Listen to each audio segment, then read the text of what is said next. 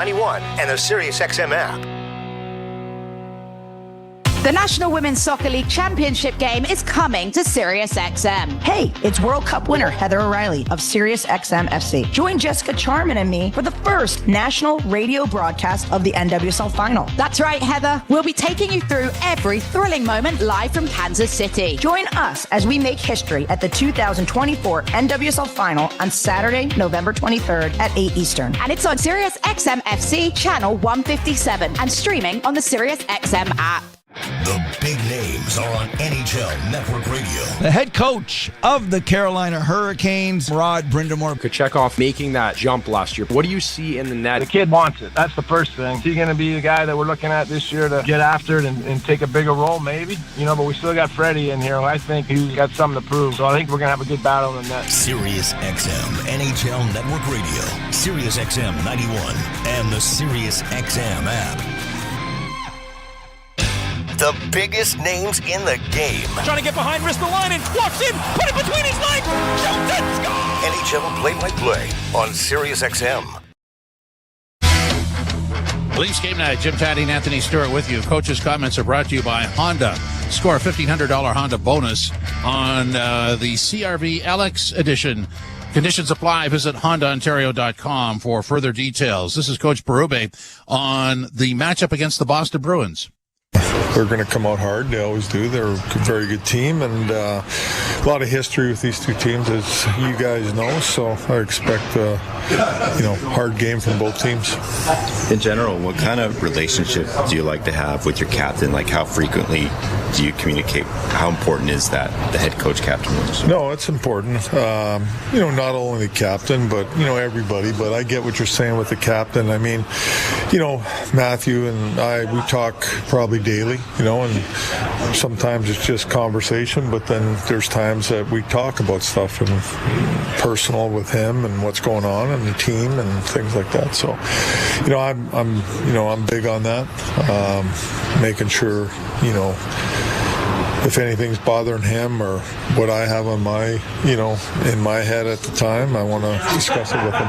What's your sense of the pulse of the room right now? A couple tough losses, what's the spirit? Yeah, their spirit's good. I thought, in practice yesterday, you correct things with video and talk and all that, and then you go out and you work on things in practice. And I thought that the spirit was good in practice and the energy, and guys, they're ready to go tonight.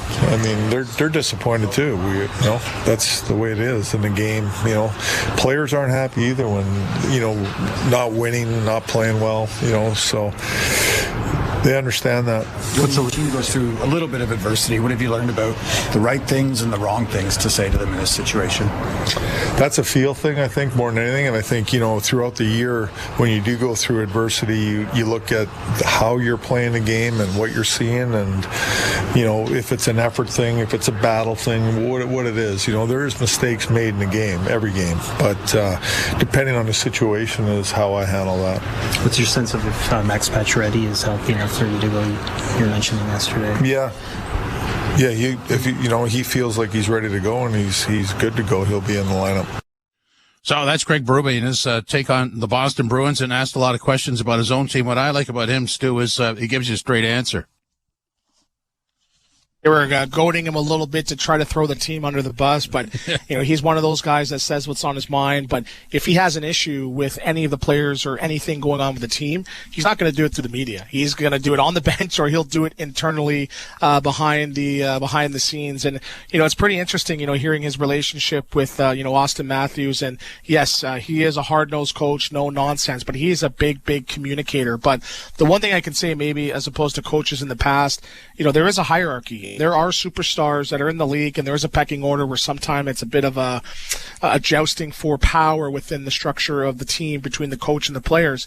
You take a backseat personality-wise to Craig Berube. He's earned that respect before he's even put on a coaching hat, just as a player. So you have that natural respect where he is here to get you better. He's here to challenge you and push you to get you better. So you're not going to be offended by it. And when he calls you out, that's part of everyday National Hockey League. And, you've sort of been coached a certain way since you're 5-6 years old. So when you see a coach giving it to you, it's not like the real workforce. It's not like we're working in corporate, Canada where, you can't say that you're used to this. It's what you've been, training and striving for since you were 5-6 years old. So it's a bit of a weird dynamic, maybe to the listener and to the viewers, but there's no expectations from the players like, hey, I need to be coddled because I'm a certain player or at a echelon in the National Hockey League. But in the past, it seemed if you challenged a star player, it was a bit of an issue. I don't know why that was, but it seemed that way. Yeah, because you have to explain yourself the next day. Hey, what happened there? And, right now with Craig Berube, I said something, and that's the problem. What's the problem? So I think for him, he's comfortable in himself. He's played here in this market. He understands it. And remember, and again, Sheldon Keefe had his own style, but he was a new coach in the National Hockey League where sometimes it can be overwhelming. But I think when Craig Berube's won a cup, and that's a lot of players haven't done this with this group, you have that natural respect where his word is bond and you have to listen to everything he has to say because ultimately he's not doing it to get another extension or whatever. He is here to win. That's why they brought him in here. He's the coach specifically for this group to do that. So you almost have to buy in or ship out despite whatever your contract may be. Yeah, and there's no mystery here. I mean, it's always a contrast. So Sheldon was one way, and Craig Berube's another way, and that's done on purpose. With the Bruins, Cassidy, when he coached, we were told last year, challenged his players, and they didn't like that, and they brought Montgomery in, who didn't. But now Montgomery has to challenge his players, so it'll be interesting to see where that goes. Yes, and again, maybe we leave it to corporate America to have headhunters to find the perfect group, the perfect coach for this specific group, but there's going to be pros and cons for every coach in the National Hockey League. But for me, as a player, I loved it when a coach pushed my buttons and challenged me to be better as long as there was that accountability going both ways. If I did exactly what he said, I'm going to get out there to get more opportunities. So, again, it's tough, especially in this market where it just seems it's micromanaged with the storylines. But for me, that's my one regret in my career, not playing in a market where, if I have a bad week, I might end up on the front page of the newspaper or someone calling me out as I walk to my car. I wish I had that, and these players should be lucky and grateful to be playing in such a great market in Toronto. Well, look, since you brought up Sheldon Keefe, I said this to Frankie C. on Leafs Guy the other day, and it just came to my mind as I was talking to him.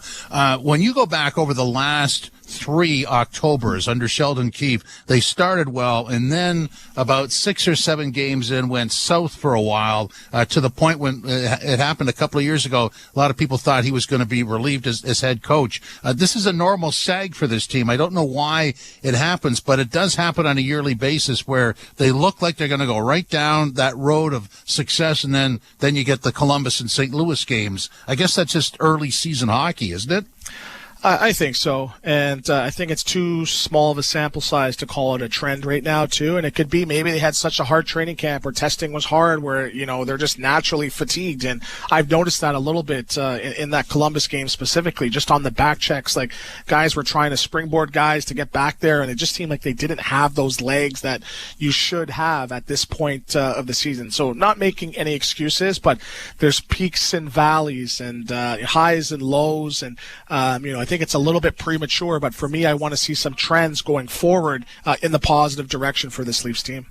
Yeah, so and obviously the best way to jumpstart that is with a win in Boston today. Just because there's so much history between these two teams that goes in one direction that it would be nice for the Leafs to sort of snap out of it in this game, wouldn't it? Yes, the curse would be over if they win tonight. And I'm just thinking if they win, and that's, again, if I'm the players, right, and I'm thinking if we come in and we win this game convincingly, it's going to right the wrongs of the last 2-3 days. And it's funny because we're still in the same calendar week where Monday it's like, wow, this team is amazing, to now, it's like Rob Schneider in The Waterboy. Oh, we suck again. So there's those ups and downs. And, but the one thing I can tell you from the players and the coaches' perspectives, yes, they're upset. They're disappointed, but I don't think they're as emotional as we are on this side of it, especially from the fan base. But, again, there's a lot riding on the season. There's some contract implications. There's legacy implications where I want to see a little bit more digging down and a little bit more accountability and urgency from this group. So if I said if there was one thing they could correct that would get them going down the right road again, is it one thing or is it a bunch of things? You can't peg it on one thing. I think a little bit more urgency, but I want to see, and I've done this a couple times, and I've had some goalies, call me out in person. I need someone knocking the net off the moorings. I need you crashing the net and showing, hey, you know what? I have the coach on our back saying we're not getting to the net. Well, I'm going to show you a 7-pin split rate or 7-10 split. I'm crashing that net, and I'm doing whatever it takes. And I used to be the guy when the coach was talking about, we haven't had a shot in 9 minutes. I'd cross the red line, take a slap shot just to shut him up. So I think right now they got to start implementing the systems that he's saying and what he's preaching, really taking it to heart and turning those weaknesses into strengths. See, as you're describing that, I went back to the first 3 or 4 shifts Monday night against Tampa, and although they didn't run the goalie, they got in his face and they hit everybody. Anytime that puck went in the Tampa defensive zone, the player was driven into the boards. We just did not see that the next 2 games. Yes, they established their presence early, and that's what I didn't notice in that St. Louis game. For that first 4 or 5 minutes, I was like, oh man, here we go again. And regardless of, and I was a player, I had to drink 2 Red Bulls and a 5-hour energy just to get ready, because I knew my hands might not be there, my thinking and my decision making might not be there, but my legs and my energy can and have to be there every single night. And when that's sort of your philosophy to a man, saying regardless of what's going wrong, we might be fumbling pucks, we might be the power play might be struggling, if we're outworking the team, a lot more positives than negatives are going to happen. So that's what I want to see. I want to see them coming out of the gate really, really strong, establishing those key points that the coaches are saying, and that is sort of the precursor to having a positive game. So how long did it take you to fine-tune the timing of the energy drink? If you saw my routine, you'd be like, and my brother was the king of it. He used to drink a Red Bull during warm-up on the ice. He'd splash a little bit in his face. He would do it. They called it the Stewie Sprint, and he'd drink another Red Bull. So I tried to mimic that routine because he scored 28 goals, and my season high was 14. So I would time it probably right around 7-8 minutes before puck drop. That Red Bull's going down the second one of the day, and it probably hit right after my first shift. Well, that's a young man's game, because if you get older, then something else has to happen after that. I'm not going there. I'm not going there. That's why I asked about the timing, because if you mess that timing up, you're going to have to leave the bench at some point. Yeah. That's funny. But again, and much of that probably was a placebo. So that's what this group, what is your placebo to get you prepared to know that you're going to have a strong night? What is your routine? And I'm sure players have that. But again, now with a new coach coming in, what is going to get you prepared for Craig Berube hockey tonight? Well, we'll see, right? Hopefully it was a nice little pregame meeting. Probably it's a bunch of conversations that happen over the course of the week. Bruins are limping. They've lost their last 3. The Leafs have lost their last 2. So somebody snaps out of it tonight. We'll set up the opening face-off for you next. Leafs Game Night, TSN 1050, the iHeartRadio app, and the Leafs Radio Network.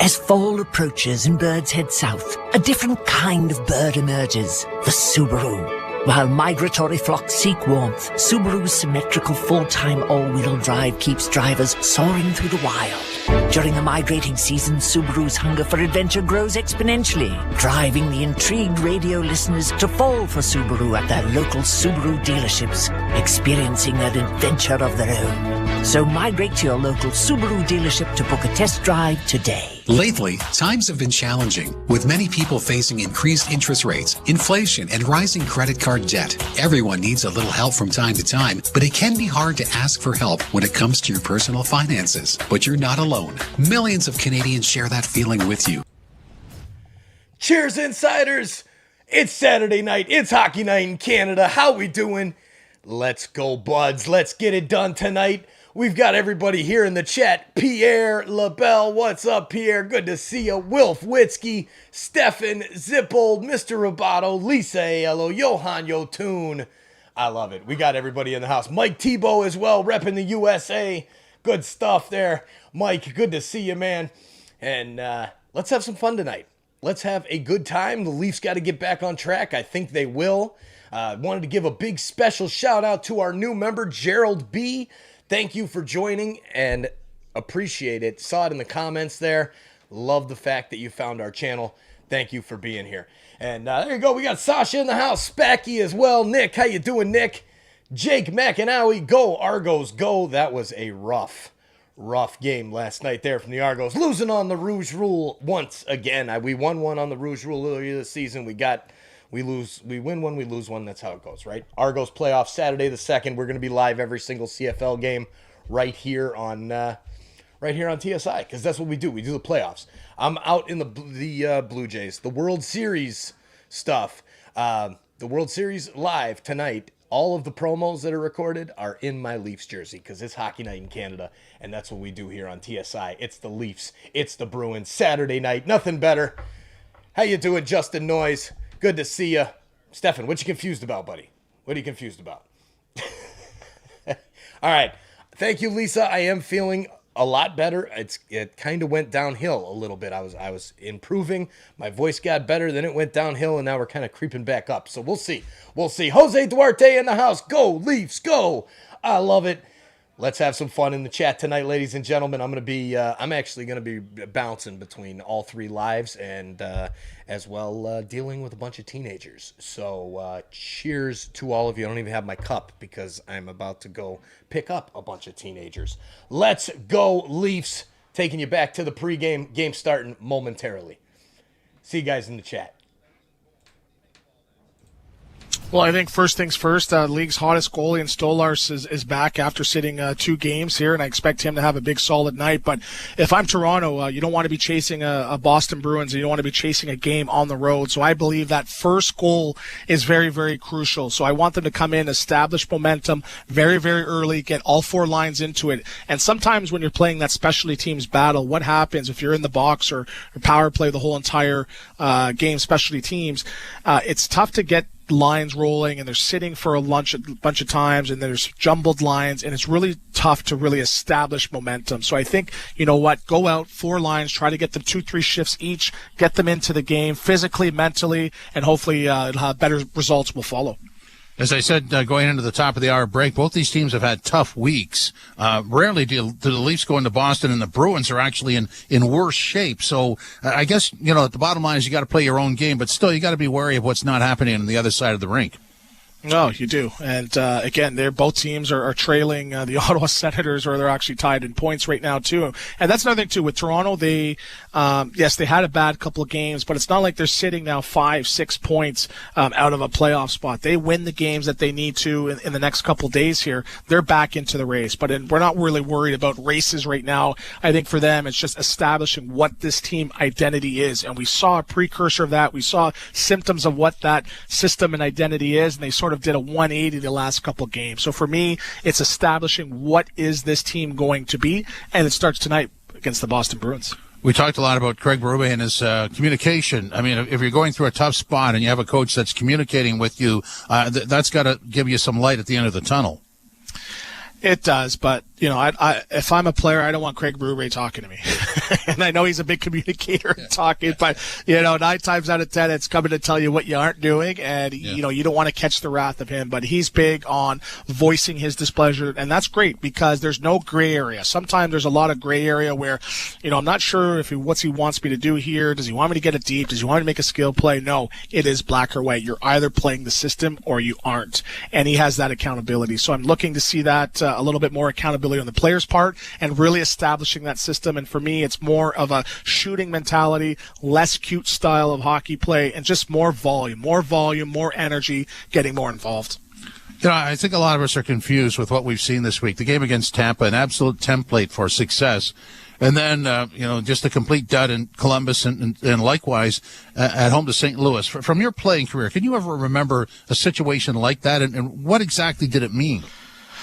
Well, I played in the dreaded Southeast Division in the mid-2000s where we were out of the playoff race pretty much every single year. So I could see symptoms of a team not doing well from a long distance away, but I think this Maple Leafs team is different. We've seen a lot of positives.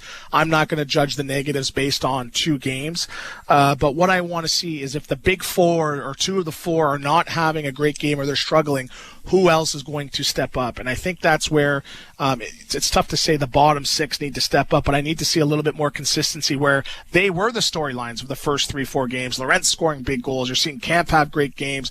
Reeves getting involved as well. Pacioretty in the bottom six scoring some big goals too. So sometimes you can sort of defer, but I want everybody to establish their own identity individually and as lines, and I think that's how you have success, because when the going gets tough, you can't just say, well, we need a big power play goal, or we need our 70-goal scorer or a 100-point guy to make a big play. This is a team sport. It's not basketball. One or two guys can't carry you. You need the group collectively going, and I think that's where they've been struggling as of late, and that's the main symptom of that.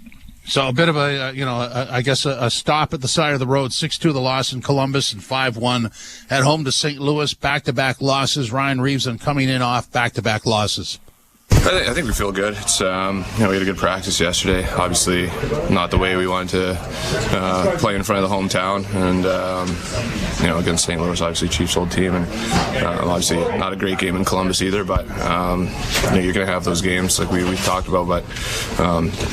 A good chance to go out and put a good game forward against a division rival. Obviously two teams that don't like each other, so we're going to have to show we can get up for this one. What sort of feelings or emotions get stirred up when you walk into this building? Yeah, you have a quick flashback, but that was last year, and we're looking forward to this year, what we can do in the postseason this year. So, I think you remember, but you forget. How much confidence and trust has Stolarz built up with you guys with the way you started this season? He's been unbelievable. He's been steady every game he's played. He's given us a chance to win every day. So, obviously, a lot of confidence when he's in the net, and expect it again. How would you describe his personality, like around the guys? What's he like? Pretty laid back. Yeah, loves his sports. Talks a lot about every sport out there. Oh, yeah. He loves all sports. So that's a lot of the conversations. Were you guys watching the World Series last night? You see the I forgot it was on, and I did not see it, unfortunately. To be honest, I'm not a huge baseball guy. There's no contact in baseball, so it's not really for me. Why'd you switch the stick around for your little tip drill there at the end? I was feeling it in the tip, so I figured I'd switch it around. I started doing that with Kreider in New York. Actually, he does it, and it's obviously very, very good in front of the net. So it just kind of works on the hand-eye a little bit more. Steven Lorentz moving up the lineup. Like, what have you noticed about him? What sort of impression has he made? He's been steady all year. He's obviously had a good camp and made a good impression. And he's come in, and I love playing with him. He plays physical, direct, and I think he brought that to Johnny's line last game. He's been good wherever he's been slotted in, but he's a lot of fun to play with. Ryan Reeves, he'll be playing on the line with Camp and Lorentz. When you look at the lineup, I was just sort of have the Mark Masters grid in front of me. Everything has changed but the top line. If you go back a number of games, if you had to make a change on that top line, would you? What would it be? I don't think I would change that line. What I think I would do is I'd maybe flip. I would flip possibly John Tavares onto the second line. I'm sure that's probably going to be one of the moves we're going to see a lot sooner than later, because I really like his game. I like the responsibility, added responsibility, what it does to him.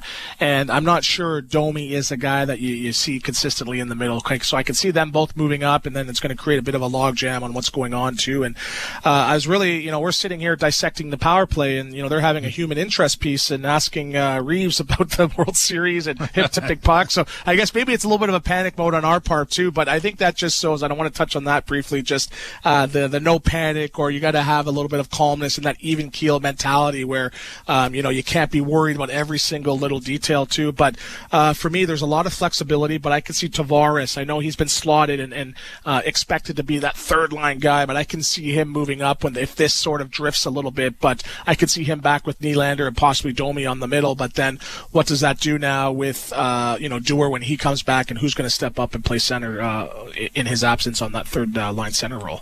Yeah, I think that the power play focus is kind of easy to do, just because if it did add a goal or two in the right spot, it would make a difference, and it would also cover up on the rest of the play, the 5-on-5 play, right?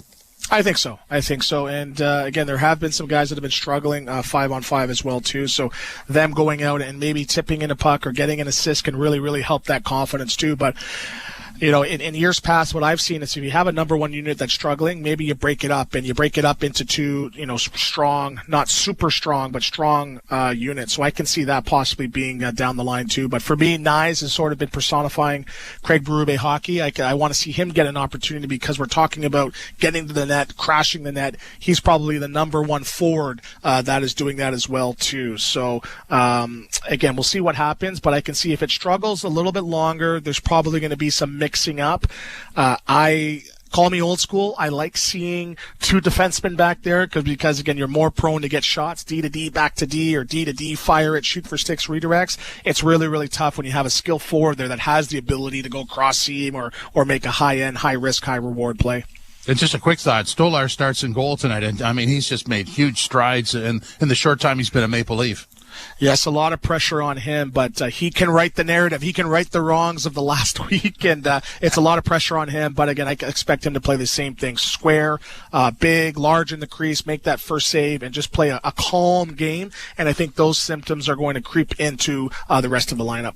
So we're all set for the opening puck drop from the TD Boston Garden. The Toronto Maple Leafs visiting the Boston Bruins. Both have had tough weeks, to say the least, and we'll see who comes out of it. This is Molson Canadian Leafs Hockey. Joe Bowen and Jimmy Ralph are next on TSN 1050, the iHeartRadio app, and the Leafs Radio Network. The UEFA Champions League is back on Sirius XM FC, and this year it's bigger than ever. Absolutely ridiculous from Real Madrid. Merseyside magic from Mo Salah. Now with more matches featuring soccer's most iconic clubs as they battle it out for European supremacy. What a start for Inter! Haaland scores the hat-trick! From the league phase to the final, the Champions League. Good evening, hockey fans in Canada, the United States, and around the world. Thank you for joining us on Hockey Night in Canada. It's our favorite night of the week here on TSI. Please take a second to hit that like button down below and share this link out. It only takes a couple seconds. Share it to one or two places, and let's bring more hockey fans from around the world here to cheer on our Maple Leafs. Now let's get back to the hockey. Go Leafs, go. We'll see you guys back in the chat. Hit that like button, thumbs up, hit it. Come on, don't forget. You got this. Cheers, everybody. This is the NHL. These are pros. You don't want guys to put good power play units on, don't take penalties. You don't want good power play units to score goals when you've given up a whole bunch, kill them. You don't like it, do something about it. If you want to reward your guys who had a good game with a chance to get some more goals and points, do it. If I was a coach, I wouldn't care. Who cares? Worry about your own team, don't worry about mine. Sirius XM, NHL Network Radio, Sirius XM 91, and on your schedule with the Sirius XM app. NHL Morning Skate. Michael Bunting of the Pittsburgh Penguins. You've always had the great ability to play with great players. I think my style of play complements the top dogs, as you will, like kind of go to those harder areas in the corner in front of the net and kind of create space for them and get them the puck and, you know, help them create offense off of that. So kind of found a little niche with that. NHL Morning Skate with Scott Laughlin and Gord Steller. Weekdays 7 a.m. Eastern on NHL Network Radio, Sirius XM 91, and the Sirius XM app. From in the crease to in the locker room. Flyers defenseman Travis Sanheim. Is it a rebuild type thing? Is it definitely a playoff team in your mind? I think last season, I don't know if anyone in our room was saying rebuild. We thought that we could surprise some teams, and I think we did that. A lot of guys that are coming back, and then obviously adding Meat Scott's going to be huge. So, you know, we're looking forward to getting started and seeing if we can build off of last season. Sirius XM, NHL Network Radio, Sirius XM 91, and on your schedule with the Sirius XM app. The National Women's Soccer League Championship game is coming to Sirius XM. Hey, it's World Cup winner Heather O'Reilly of Sirius XM FC. Join Jessica Charman and me for the first national radio broadcast of the NWSL final. That's right, Heather. We'll be taking you through every thrilling moment live from Kansas City. Join us as we make history at the 2024 NWSL final on Saturday, November 23rd at 8 Eastern. And it's on Sirius XM FC channel 157 and streaming on the Sirius XM app. The big name games are on NHL Network Radio. The head coach of the Carolina Hurricanes, Rod Brindamore. Kochetkov making that jump last year. What do you see in the net? The kid wants it. That's the first thing. Is he going to be the guy that we're looking at this year to get after it and take a bigger role? Maybe. But we still got Freddie in here, and I think he's got something to prove. So I think we're going to have a good battle in the net. Sirius XM NHL Network Radio, Sirius XM 91, and the Sirius XM app. Join me, Gord Stellick, and Scott Laughlin as we recap the night that was on NHL Morning Skate, weekday mornings at 7 a.m. Eastern on NHL Network Radio, Sirius XM 91. The Maple Leafs are in TD Garden in Boston, or the Little Shop of Horrors, one or the other, depending on your point of view, as they tangle with the Bruins for the first time this season since being eliminated in overtime against Boston on the David Pastrnak goal. The starting lineup brought to you by Molson, the official beer sponsor of the Toronto Maple Leafs. Anthony Stolarz will make his first ever start against the Bruins in his career. He is off to a great start in a Leaf uniform, 3-2-0, 1.83 goals against average, 938 save percentage, and it will be Jeremy Swayman, he of the holdout and now multi-millionaire, and his record is 2-3-1 this year, 2.31. The Matthews line gets the start for the Maple Leafs, and the opening faceoff brought to you by Alpine Credits. You own your own home and need a loan. Alpine Credits can help. Get approved at alpinecredits.ca. Leafs play the puck with Nyes to the blue line, but don't get it out of the zone, and Christopher Tanev goes back into his own zone behind the net. Tanev starting out with a pass on the left wing for defense partner Jake McCabe. Deflected down into Boston territory. Hustling in after it there is Hampus Lindholm. Got it around the boards and to the line, and it's brought to center now by Marchand. Brad Marchand trying to drop it back. Hit the skates of Nyes. Puck goes free to Riley. Riley got it off a skate and down into Boston territory. There is no icing, and Swayman will play it away from the forechecking Max Domi. Pastrnak gives the puck away to Nylander, who gets it out in front of the net, and then it was knocked away by Swayman. Now McMahon trying to free it up, and it'll poke itself out into the center ice area before it is cleared by Ekman Larsson back down into Boston territory. Almost a giveaway there. Pastrnak and his good friend William Nylander. Might be better friends now. Yes. Pushed in over the line by the Bruins. Leafs play it down deeper into the corner. And into the game for the first time this year is Philip Myers in a centering shot. That deflects wide. It hits Stolarz. It comes back into the slot again. And that was blocked in front of the net by Simon Benoit. Myers getting his first start. Now here's a chance for Robertson and over the line. Pacioretty got it back in front of the net, but a good defensive play made by Justin Brazeau. Bruins unable to get it out. Back of the goal goes McCabe in the offensive end. To the point now for Tanev. Can't shoot it at the net. Rings the boards with it. Down the wall, pinching to try to keep it in, but failing was the Leaf centerman. And it'll go all the way back down now into Toronto territory, and an icing call coming here against the Boston Bruins. Boy, both teams early on guilty of turnovers in their own zone. The Leafs dodge a bullet at one end and then come back to the other. And as you mentioned, there was a big turnover by Pastrnak to Nylander, and then Nick Robertson and Pacioretty. After another turnover, almost leads to Nick Robertson's second of the year. Played out into the center ice area. Bruins trying to make a change on the go here to get a matchup they want, and the Leafs bring it in with Marner. Marner down into the corner. Backhands around the boards. It'll find the point on the far side. Ekman Larsson couldn't get it in deep. The Bruins counter, and it's Marchand getting it in over the line. Back for Marchand. It rolls in on goal, knocked away by Anthony Stolarz. To the point, kept in by Boston. They'll ring the boards with it to the near side. Pinch down there as Andrew Peak sends around to the far side, and Zadorov couldn't get to it initially, but the Bruins are able to keep it in, and there's Marchand back of the net, but unable to make a play in front. Leafs are going to get it elevated into neutral ice, and a bouncing puck secured back in the Boston end. No score early here in the first period. Brought in over the line now by the Bruins. Zadorov tries to center. That was blocked and played up on the wing, but not out. Shot into the near corner. Leafs get there first, and it is David Camp around back of the net, leaving it for the defense, and then fed around on the wing for Riley, who just propels it out at center. Racing after it here is Reeves. Takes his man Lindholm into the corner boards without much force. And out come the Bruins 2-on-2. A hip check by Benoit is missed, but it did its damage by... And now we got a whistle. Not a penalty, is it?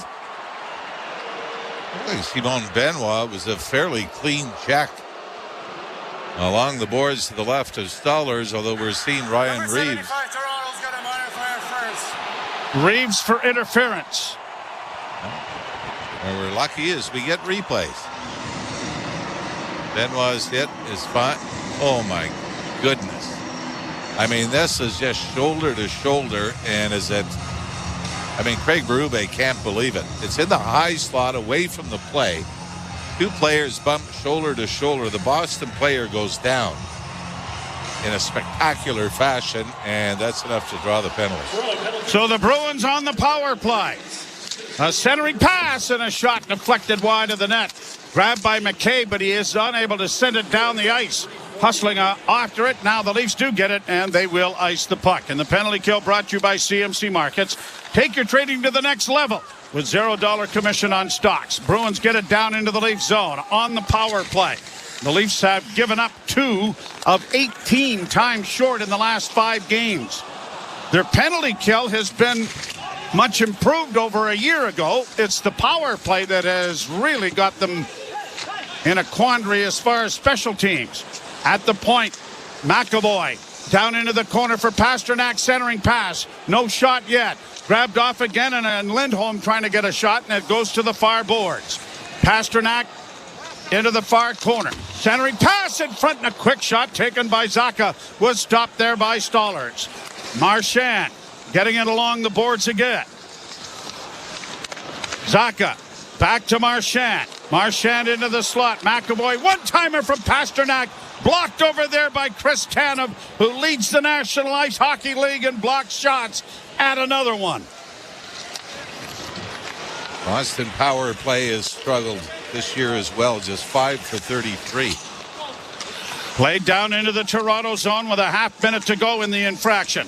Trying to work in on the boards now was Coyle. Gets it back to the point to Lindholm. Lindholm to Coyle once more. Back to Lindholm.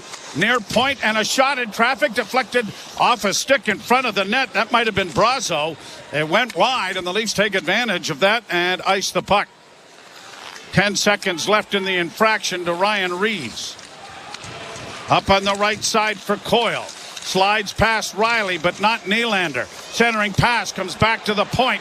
Bruins with a one-timer here. Stop there. Another stop made by Stollers as the Bruins press, and the penalty is expired. Coyle round back of the net, trying to work his way into the corner. Domi chases him as it comes around to the near side. Nylander unable to chip it out. Kept in at the blue line and fed to the far corner. Quickly played around to the near side for Riley, and the Leafs will break out. Domi with a long alley-oop pass that goes off his skate now and down into Boston territory. Nylander getting the puck at center. They'll get it up on the wing, and Domi gets it into the zone. In on the forecheck is McMahon. That didn't connect. The puck comes back up on the wing, and the Bruins will break it out with 13:35 to go in a scoreless first period. Out of the net, Stollers. Had it in his skates. Managed to get it out, and Tanev helped him out. Big equipment, big gloves, big stick, big problem.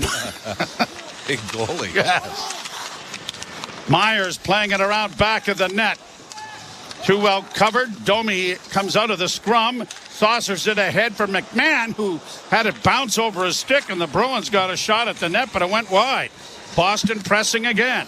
Round back of the net. McCabe takes his man Frederick to the boards. Coming out with it is Pasternak. Stolen back by Tavares. And Tavares gets it on the wing, but not out. And then a shot goes high. I think the Leafs thought that went into the mesh, but not. and they're still in their own zone, and the Bruins are still buzzing around. Frederick around back of the net. Myers gets a little bit of time, got it to the line, but not out. Now Pasternak on the near side. A centering pass. Oh, and the stick of McCabe deflected that over top of the goal. The Leafs are in a world of trouble here, trying to just get the thing out of their own end. McCabe back of the goal. I'm with you, though. I think that puck might have gone out over the glass, and the Leafs would have been able to review it until right now that they finally clear the zone. Played back into the Toronto zone. The Leafs have not had a shot on goal. They've killed off a penalty. The Bruins have 3, but at least 6 directed at the net. As the pass comes up the middle, and now Leafs break it out. Here's Matthews laying it into the left wing corner for Matthew Nyes. Nyes goes in along the boards. Matthews a wraparound attempt that was thwarted. Comes back to the point. Completely fanning on that was Tanev. And the Bruins are going to get it down into the Toronto end. It'll come to the back of the goal again. Stollers he's giving me a heart attack. Poked out at center ice. Like the controller keeps disconnecting. Exactly. Bruins back in. Kopke, a wraparound attempt. Stollers blocked that.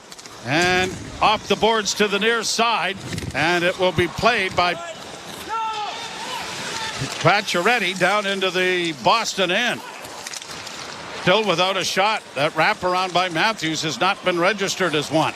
Bruins with a fast start. Rolling puck in on Stollers.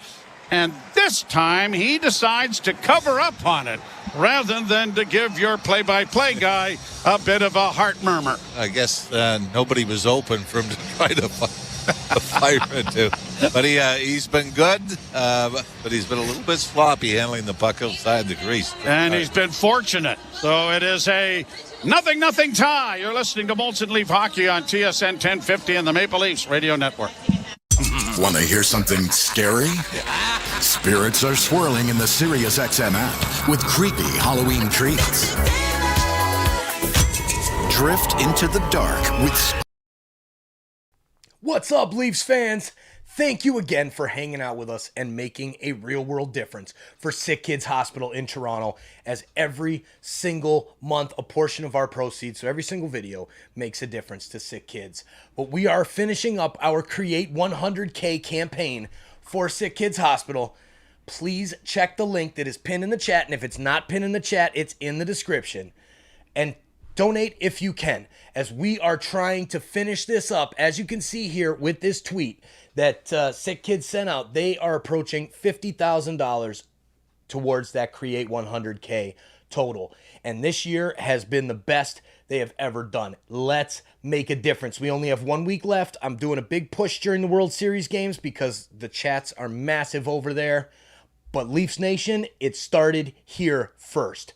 Thank you for taking the time to check out our campaign page and possibly make a donation. If not, please just share the link out and let's make a difference. Let's get back to the hockey. Go Leafs, go. See you back in the chat.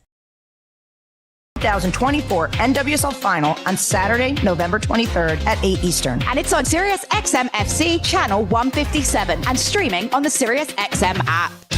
The biggest names in the game. Trying to get behind Ristolainen. Walks in. Put it between his legs. Shoots it. Score! NHL play-by-play on Sirius XM.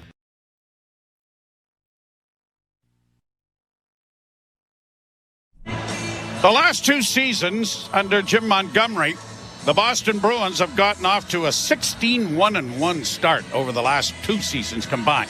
This year they're 3-4-1.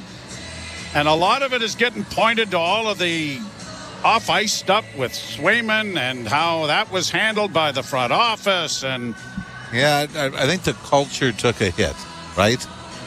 And I think, when you had that era of Chara and Bergeron and perhaps players taking team-friendly deals, that has sort of been shaken a little bit. Leafs win the face-off in their own end, swinging it around the boards, trying to muscle it out there was McMahon.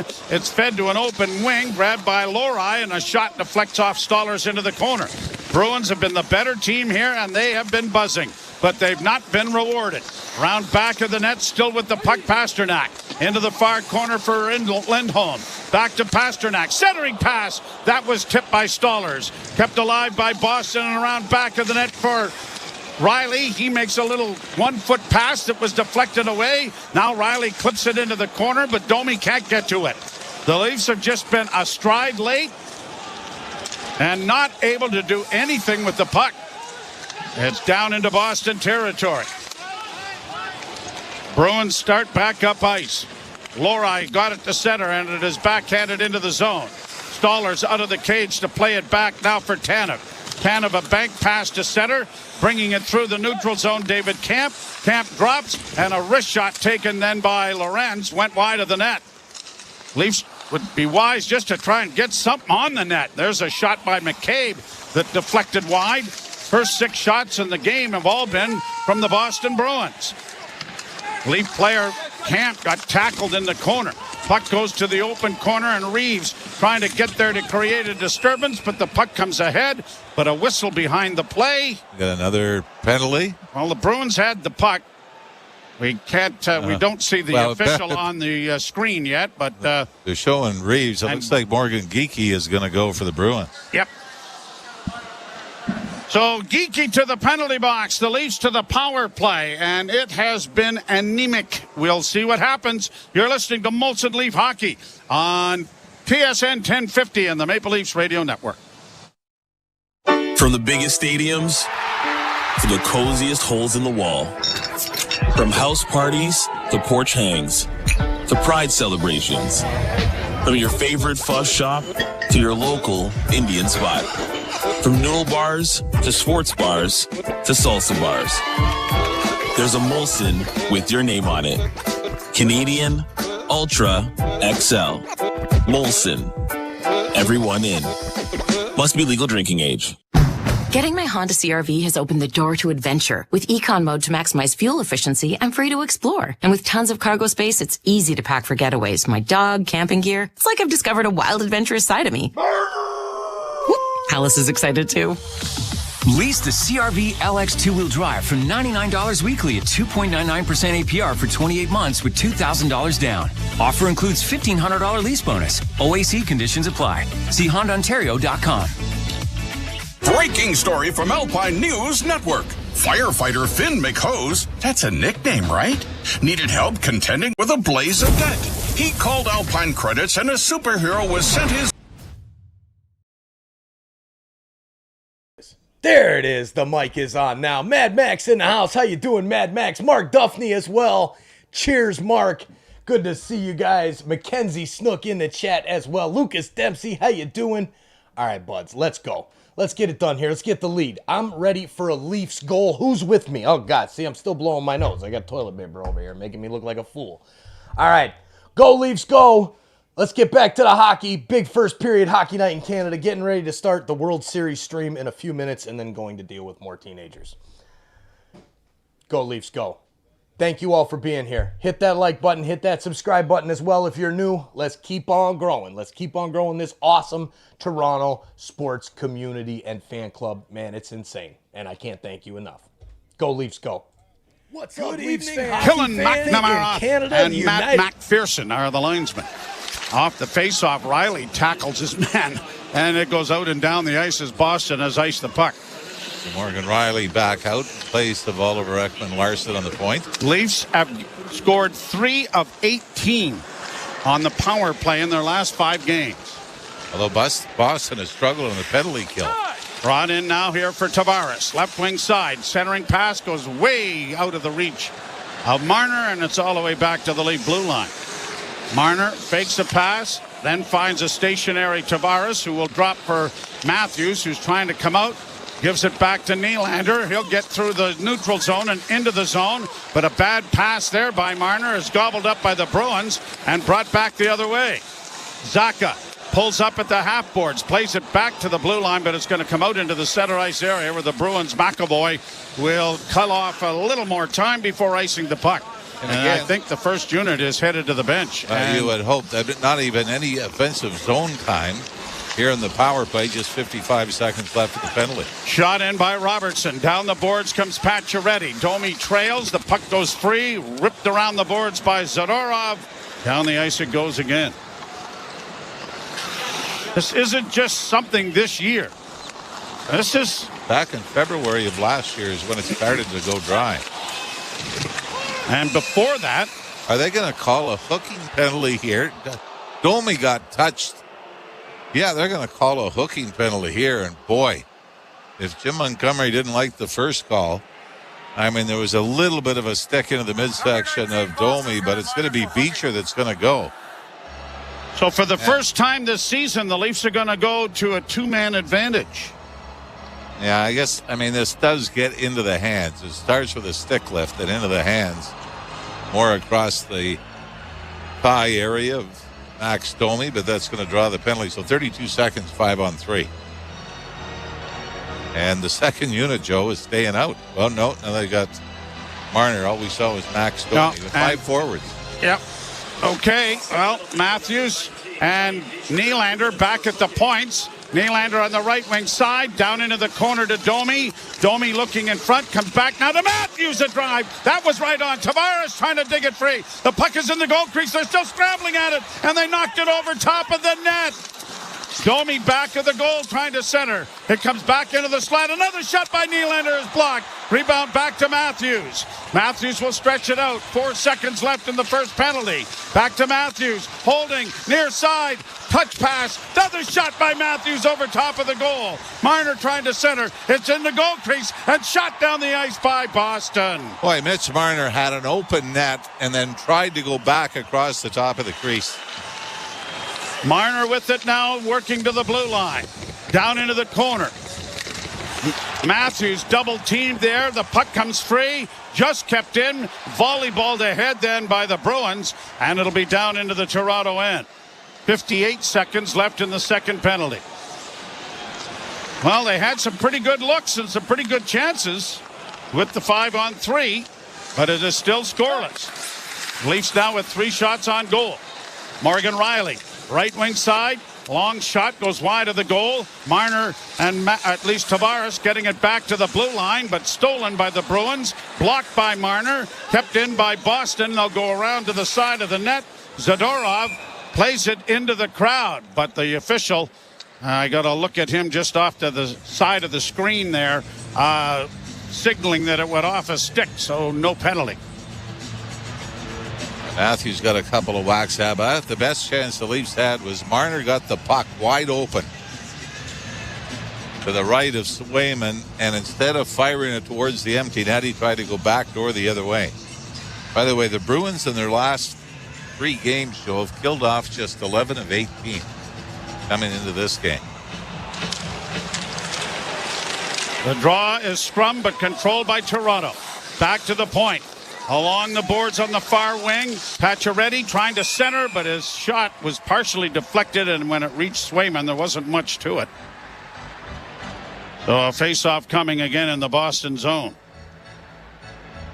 Both teams, stats-wise, very similar coming in, and that includes the big boys having tough starts. Marchand, Coyle, and Poitras, the second line for the Bruins, showed just 1 goal on the season, but combined minus 11. Shot out and down the ice by the Bruin penalty killers. 10 seconds left in the infraction.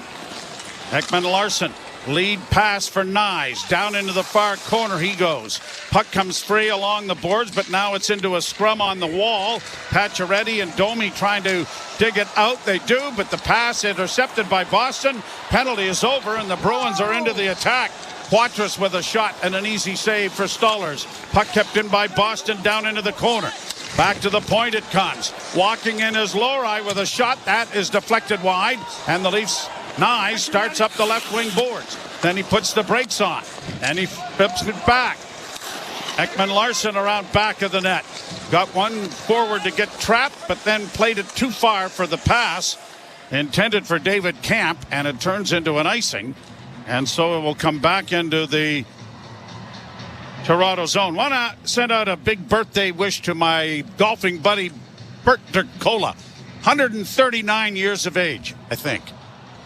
But doing real well. And his daughter is at the game down at the Toronto Dominion Garden in Boston, watching it. At least he should be able to shoot his age. Oh, he does. Yeah, he does. Great guy. Brought on by McAvoy. He's going to send it around the boards to the far side. Chip back at the net. Big collision in the far corner. Couple of Bruins in there, and unable to get out was Lorenz, but now he'll get a second opportunity and deflect it down into Boston territory. The Leafs nothing, the Bruins nothing. David Camp and Lorenz into the forecheck. Forced back of the goal. McAvoy sends it back in along the boards, and Morgan Geekie now will get it out at center ice. Mason Lohrei shoots it into the Toronto zone. 4:38 left to play in the period. Pretty good hit there by Myers to stand up one of the Bruins in the corner. Leafs bring it in over the line. Rolled in wide of the net then by McMahon. He can't get to it on the forecheck. Keeping it alive, though, is Tavares along the boards, but the Bruins are able to poke it free, and with skating room on the right wing side, now are regrouping back in their own zone. A pass broken up in the center ice area. Leafs will shoot it in, courtesy Morgan Riley. Down around the boards, fed by Zadorov to the near side, and then it's played out into the center ice area by Andrew Peak, and the Leafs will go back. Christopher Tanev coming out of his own zone. Got it up on the wing, and it is cleared into the Boston zone. Lindholm got it up at center and brought in over the line with a shot, and a glove save, and a good one made by Stollers as Elias Lindholm let that shot go. But for Anthony Stollers, give him some offense at the other end, because the two losses he's had this year, he's given up only 3 goals. It was a 1-0 loss in Montreal, then a 4-1 loss to the Rangers, but 2 of the 4 were empty netters. You're listening to Molson Leaf Hockey on TSN 1050 and the Maple Leafs Radio Network. This week on Let's Go with Bill Belichick, Max Crosby, Peter King, and me, Jim Gray. We got Tom Brady on here with us. Look at how the Chiefs are winning. It's like Tom has told us all the time, we're not trying to be perfect, we're just trying to win the game. Our offense makes the critical plays, and you always have to trust Patrick when the game's on the line, which is really what great quarterbacks do. And you got to believe that he gives his team the best chance to win. Listen to the extended version of Let's Go, now available exclusively on the all-new SiriusXM app. The Power Play with Steve Koulias. You either put up or shut up. Marchand does, Doughty does, Stone does. And if you don't have enough of those players, get rid of them, because they'll make you lose. They'll frustrate the fan base. I want people that are with me, rowing in the same direction. And if you can't, get out of town. We'll find someone who can. The Power Play, weekdays 3 p.m. Eastern on NHL Network Radio, SiriusXM 91, and the SiriusXM app. The National Women's Soccer League Championship game is coming to SiriusXM. Hey, it's World Cup winner Heather O'Reilly of SiriusXM FC. Join Jessica Charman and me for the first national radio broadcast of the NWSL final. That's right, Heather. We'll be taking you through every thrilling moment live from Kansas City. Join us as we make history at the 2024 NWSL final on Saturday, November 23rd at 8 Eastern. And it's on SiriusXM FC channel 157 and streaming on the SiriusXM app. Hockey lives here. Suzuki sweeps it. There's a chance. Rebound, Caulfield shoots and scores. NHL play-by-play on SiriusXM.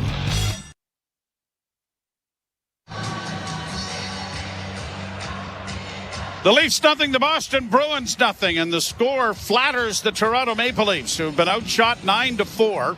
Stollers, 4 really difficult stops that he's had to make. And I would suggest Swayman made just the one on the Matthews. Yep. Yeah. Leafs flipping the puck into the center ice area. It'll go down into Boston territory. Bruins quickly send it right back out again. And down on the right wing side comes Coyle. Coyle gets the puck dropped to Marchand, who tried to center, and it went through the crease and no one there. Out back of the net, Marchand working against Morgan Riley, who's able to get it freed up. And now the Leafs start out of their own zone. Slowly to center is Marner up on the right side for Nyes. Nyes back to Marner, a shot, and that was stopped by Swayman. Stick handling out of danger back of the net was Marchand.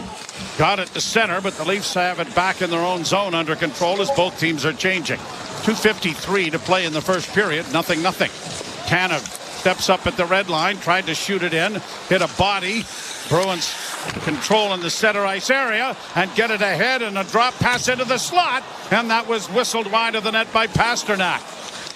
Nylander gets it out at center but gives the puck away. Bruins back in, almost offside. It may be offside. Puck on the near side goes wide of the net, and it's wrapped to the line but not out.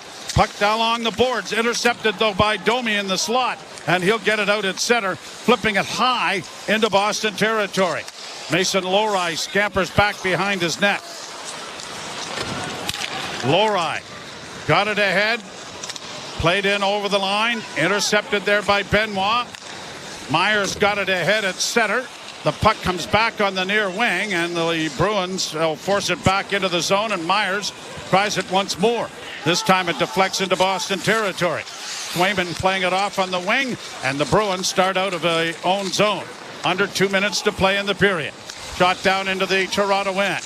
Reeves taking his man to the boards. Puck is along the wall. He is unable to secure it up against Trent Frederick. The battle ensues there with Ekman-Larsson. Bruins get it back to the point, onto the right wing side with a pass intended there by Andrew Peeke. Went right through the slot, no one there. Back of the net now for Brazeau. Stolen back by David Camp. Camp leaves it for Ekman-Larsson. Larsson played it up on the wing, but Reeves couldn't help him to get it out. Bruins pressing again, and they've had this fourth line in the Toronto zone. Finally, Morgan Riley able to skate out with a pass ahead, brought by Tavares in over the line.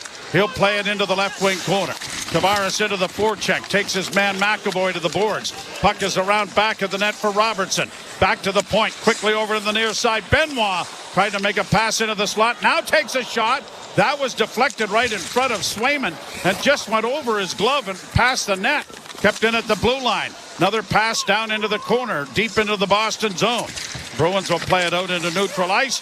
Benoit stands up on his man, but the Boston Bruins get it in over the line with a shot, and it is Beecher who got it away, but it is swallowed up there by Anthony Stolarz, and then Benoit and Mark Kastelic having a bit of a pushing and shoving session. Nothing more developing. Beecher already 2 goals on the season. Brad Marchand is yet to score, has 4 assists. But an interesting stat, well, for me anyway. Okay. From the 2006 draft, Brad Marchand is second in all players drafted in 2006 in goals scored. Oh, that one shot by the Leafs that was deflected, bounced down, and then bounced up and just went past the goalpost. So Marchand, 401 goals. You know the one player that's ahead of him? Phil Kessel from the 2006 draft. Phil with former Bruin. 413, yeah, same draft. Draw controlled by the Leafs. Played off the boards. Kicked back by the defenseman.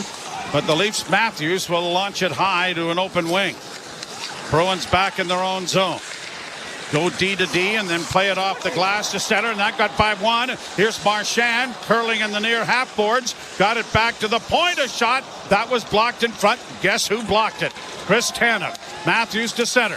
Tried to make a pass for Nyes. That's intercepted. Marchand sending it right back in with 2 seconds left in the period, and time will run out. Well, here's the good news. The Leafs didn't surrender a couple of goals, which they have in the last couple of games in the first period. The bad news is it was Anthony Stolarz that probably prevented that, because the Leafs were not the best team on the ice in the first 20 minutes. And you could track this back to every game Stolarz has played. This is now 5 games plus a period that he has been the best player on the ice for the Leafs. One of the concerning things, I know we've talked about it with Jim Taddy and Anthony Stewart in the post-game show, is that in the 8 games coming in, the big boys, Matthews, Marner, and Willie Nylander, have only had points in 3 of the 8 games. And this is a game where you're going to need your big boys to come up large for you. Well, Anthony Stewart will join Jim Taddy in our intermission, and nothing tie after the first 20. You're listening to Molson Leaf Hockey on TSN 1050 and the Maple Leafs Radio Network. SiriusXM Triumph. Get real answers with Dr. Laura. No nonsense advice about relationships, marriage, kids. Tough love. Don? Hey, you. Yeah, I'm talking to you. Thanks for hanging out with us. You see, we're here at the best Toronto Maple Leafs fan club on YouTube, on the internet, right here. Thank you for being here. Please hit that subscribe button if you're new and turn on that bell so you don't miss it when we go live for every single Toronto Maple Leafs game, every single Toronto Raptors game, every single Toronto Blue Jays game. If it's Toronto sports, it's here on TSI. Thank you for joining us and becoming an insider. Now let's get back to the hockey. Come on, buds. Let's get this done on Hockey Night in Canada. Go, Leafs, go. Go, Leafs, go. Go, Leafs, go. Come on, chat. Let's spam it up. Go, Leafs, go. Hockey 24/7 on Sirius XM NHL Network Radio. This is the NHL. These are pros. You don't want guys to put good power play units on, don't take penalties. You don't want good power play units to score goals when you've given up a whole bunch, kill them. You don't like it, do something about it. If you want to reward your guys who had a good game with a chance to get some more goals and points, do it. If I was a coach, I wouldn't care. Who cares? Worry about your own team. Don't worry about mine. Sirius XM NHL Network Radio. Sirius XM 91. And on your schedule with the Sirius XM app. NHL Morning Skate. Michael Bunting of the Pittsburgh Penguins. You've always had the great ability to play with great players. I think my style of play complements the top dogs, as you will, like kind of go to those harder areas in the corner in front of the net and kind of create space for them and get them the puck and, help them create offense off of that. So kind of found a little niche with that. NHL Morning Skate with Scott Laughlin and Gord Stellar. Weekdays 7 a.m. Eastern on NHL Network Radio, Sirius XM 91, and the Sirius XM app. The National Women's Soccer League Championship game is coming to Sirius XM. Hey, it's World Cup winner Heather O'Reilly of Sirius XM FC. Join Jessica Charman and me for the first national radio broadcast of the NWSL final. That's right, Heather. We'll be taking you through every thrilling moment live from Kansas City. Join us as we make history at the 2024 NWSL final on Saturday, November 23rd at 8 Eastern. And it's on Sirius XM FC channel 157 and streaming on the Sirius XM app. The big names are on NHL Network Radio. The head coach of the Carolina Hurricanes, Rod Brindamore. Kochetkov making that jump last year. What do you see in the net? The kid wants it. That's the first thing. Is he going to be the guy that we're looking at this year to get after it and take a bigger role? Maybe. But we still got Freddie in here. I think he's got something to prove. So I think we're going to have a good battle in the net. Sirius XM NHL Network Radio, Sirius XM 91, and the Sirius XM app. From in the crease to in the locker room. Flyers defenseman Travis Sanheim. Is it a rebuild type thing? Is it definitely a playoff team in your mind? I think last season, I don't know if anyone in our room was saying rebuild. We thought that we could surprise some teams, and I think we did that. A lot of guys that are coming back, and then obviously adding neat stuff is going to be huge. So, we're looking forward to getting started and seeing if we can build off of last season. Sirius XM NHL Network Radio, Sirius XM 91, and on your schedule with the Sirius XM app. Join me, Scott Laughlin, and Gord Stellick, along with former NHLer Mike Johnson for NHL Morning Skate. Weekday morning, 7 a.m. Eastern on NHL Network Radio, Sirius XM 91. Listening to the Intermission Show on the home of the blue and white on the Leafs Radio Network. Molson Canadian Leafs Hockey is on TSN 1050 and the Leafs Radio Network. The Leafs live here. And scoreless after 20 minutes in Boston. TSN After 20 is brought to you by your Ontario Subaru dealers. Enjoy fall to the fullest with symmetrical full-time all-wheel drive. Visit your local Subaru dealer to book a test drive today. Jim Taddy and Anthony Stewart with you. And Stu, I liked that period, but I needed more shots. Too much deference there. More shots, guy. And again, for me, it didn't really start off as great with the Boston Bruins getting the game's first 7 shots. And we talked about that power play. Whether or not it scores or not, it sort of resets the momentum, and that's what it did. You had the big opportunity by Austin Matthews with the 1T on the 5-on-3. Same thing with Nylander. So that 5-on-3 reset that momentum. But again, we talked about that deference. And when you have that split second where you're just decided or undecided on what to do, the lane closes off. So I want to see a little bit more urgency, but more direct lines, especially when getting shots shots against the Swayman, where if he can see it, most likely he's going to stop it. So 5 shots after one period. I'm expecting at least 10, 15 going into the second period. And if I'm Berube, I'm writing that on the board and I'm walking out. That's all I'm saying. Just as easy could have been too much deference, too, but nonetheless, the power play goes 0 for 2. You talked about it there a bit, but I mean, this is just something that has to change. Well, they did change a little bit, as you saw Riley back on that top unit in substitution for OEL there, but again, for me, it's the momentum building and just building on top of that and wave after wave. But again, it struggled that first one before they got the 5-on-3, where just even on the entries, not getting in clean, a lot of one and done plays, turnovers. So those are symptoms of something that's really, really struggling internally. So for me, I learned a word tonight in deference. There's a lot of that going on where they just have to, like I said, go back to the basics. I want to see shots, second and third opportunities, puck retrievals. And once you start doing that consistently, that's when the puck's going to go in. But for me, it's just a lot of hope plays, and they're hoping that they get their way out of it, and you can't hope in today's NHL. I mean, it would just make sense that if you're shooting, all of a sudden things get cranked up faster and somebody's going to get caught out of position. Does that make sense?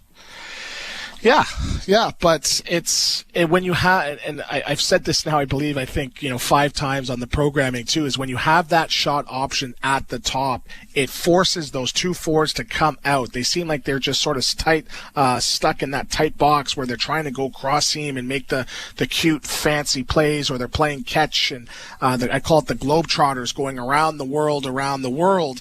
But you just got to find a way to penetrate those 4 guys, and you do that by establishing that shot. So whether it's a fake shot or whatever, if you have that threat up there where you know what, when push comes to shove, we're going to do that, that's how you beat that and become successful in the PP. Had to like the first 5 minutes. I mean, that was a really fast start by both teams, and the Leafs looked a lot the way they did against Tampa on Monday night. They were flying into that zone and hitting people. They had 9 blocked shots in the period, which is sort of what they do as opposed to the last 2 games. Yeah, but I don't know, against Boston Bruins, they're a team that's a little bit desperate as well. Do you want to turn into a track meet? And I noticed them, they advancing the puck on transition, Boston a lot easier. It almost looked a little bit like Columbus. So for me, it's like I want them to slow it down, and that's what I noticed in the first couple games of the season. They really clogged the neutral zone. It was tough to penetrate, and they had to take the scenic route in getting on their entry. So if I'm Toronto, I don't really change that up. We saw Myers, I think his first shift, throw a little bit of a pizza there up the wall there, but he settled nicely as the period went along. But again, it's you can't out track meet your problems right now or outscore them. You have to outwork them, and I want to see more of that in the second period. Who did you like on the Leafs in that first period? I liked OEL, I liked Tanev, 3 block shots in his 5 minutes that he played. The fourth line seemed like they established a little bit of a forecheck as well too. So I like the fact that they got involved. They weren't stuck in 1 minute, 2 minutes. They had 3 minutes collectively each. I liked the Robertson line as well too. He had 4 minutes as well too. They got some legs as well. So I like the fact that it's not just 1 or 2 guys. It seems like 3 out of the 4 lines are going, but I expect a little bit more from the Matthews line. So look for them now to sort of maybe get a couple more looks, but for me, it's about accountability, and I think those top guys got to get going. I had to like Stolarz too. I mean, he was just squared everything, moved around fast, made some nice saves.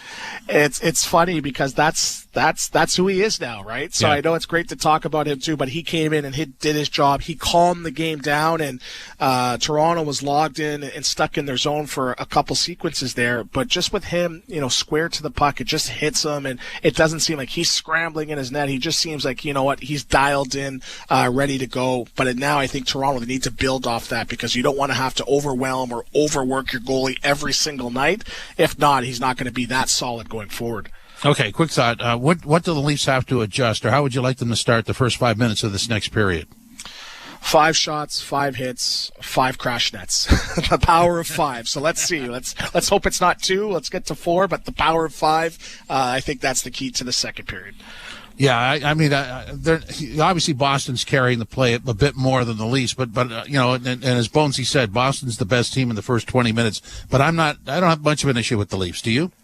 No. I like it. After the first 10 minutes, they struggled, right? Only that one shot, but the power play got them back into the game. It got momentum back. So I think they just have to build on that, but like have a little bit more desperation. I'm sure, with them skating fairly decent, they're going to get another power play or two, a little bit more desperation. And I think that's the key to solving some of the woes right now.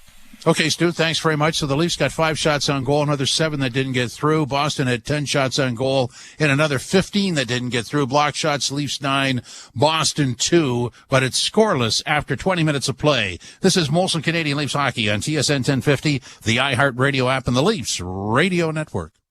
Breaking story from Alpine News Network. Sam had aspirations of opening a clothing boutique. She called Alpine Credits and was sent a speedy superhero to help with a business loan. Super speed doesn't translate to radio, but when our hero runs, she sounds like this. If you ran at the speed of light, you'd sound funny too. Own your home? Need a loan? Alpine Credits can help. Alpine Credits, where homeowners get approved. Just for license 12616. From the biggest stadiums to the coziest holes in the wall. From house parties to porch hangs to pride celebrations. From your favorite fuzz shop to your local Indian spot. From noodle bars to sports bars to salsa bars. There's a Molson with your name on it. Canadian Ultra XL. Molson. Everyone in. Must be legal drinking age. Getting my Honda CR-V has opened the door to adventure. With Econ Mode to maximize fuel efficiency, I'm free to explore. And with tons of cargo space, it's easy to pack for getaways. My dog, camping gear. It's like I've discovered a wild, adventurous side of me. Alice is excited too. Lease the CR-V LX two-wheel drive for $99 weekly at 2.99% APR for 28 months with $2,000 down. Offer includes $1,500 lease bonus. OAC conditions apply. See HondaOntario.com. For a limited time, switch to Shopify Point of Sale, and you could save up to 20% and improve your bottom line. Shopify is so serious about savings. They've made this commercial 20% shorter. That means you get 6 seconds back. Here it is.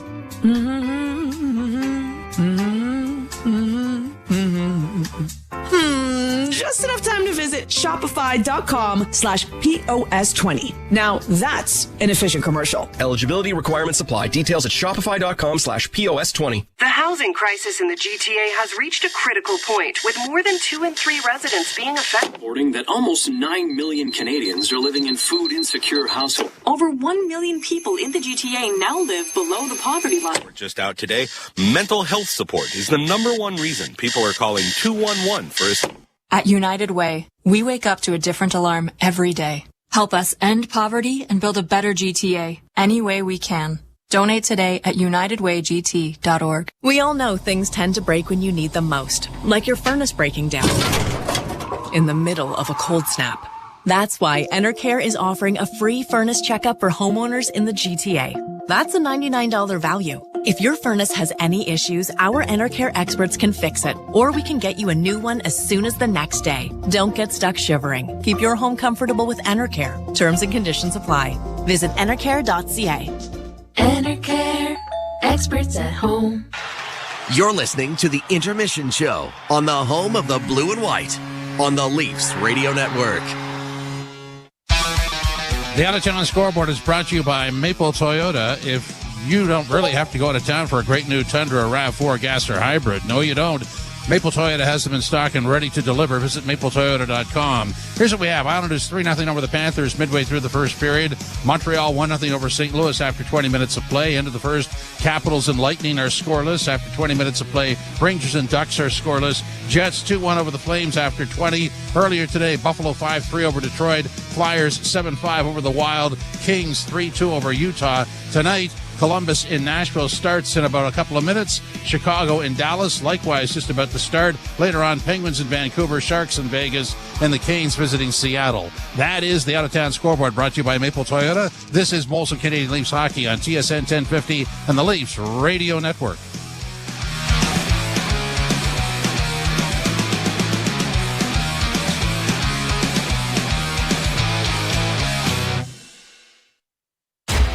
Every game of the World Series on Sirius XM. Shohei Ohtani unloads. Listen to the Dodgers on your radio on Sirius 210 XM 177. A Stantonian home run. The Yankees can be heard on Sirius 208 and XM 175. J.J. Hernandez has done it again in the postseason. The national broadcast is on ESPN Radio Channel 80, and you can take the World Series wherever you go by listening on the Sirius XM app. The Power Play with Steve Koulias. You either put up or shut up. Marchand does, Doughty does, Stone does. And if you don't have enough of those players, get rid of them, because they'll make you lose. They'll frustrate the fan base. I want people that are with me, rowing in the same direction. And if you can't, get out of town. We'll find someone who can. The Power Play, weekdays 3 p.m. Eastern on NHL Network Radio, Sirius XM 91, and the Sirius XM app.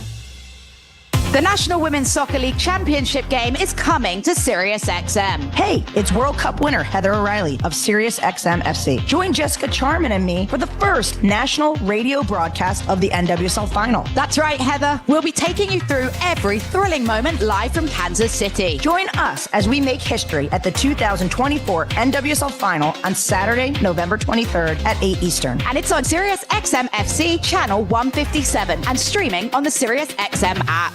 Join me, Gord Stellick, and Scott Laughlin as we recap the night that was on NHL Morning Skate, weekday mornings at 7 a.m. Eastern on NHL Network Radio, Sirius XM 91. The biggest names in the game. Trying to get behind Ristolainen, walks in, put it between his legs, shoots it, score! NHL play-by-play on Sirius XM. Ray Hudson here with an important announcement. You can listen to your favourite Sirius XM FC shows on the all-new Sirius XM app, now available for all subscribers. The best hockey lives here. Burns gets it back, stick handles to the backhand, moves in front, score! NHL play-by-play on Sirius XM. Leafs nothing, the Bruins nothing, and the second period is going to be brought to you by Molson. Whether it's Canadian Ultra, Export, or XL, there's a Molson with your name on it. The Leafs outplayed in the first period, despite having a two-man advantage for 34 seconds? Yes, thank you. 32 seconds, actually. No, you were close. You were close. It was a guess. No, but you gave it a good effort. And I wasn't trying to figure it out math-wise. You know what? That's all we can ever ask. He tried. He gave it a good effort. All we could ever deliver.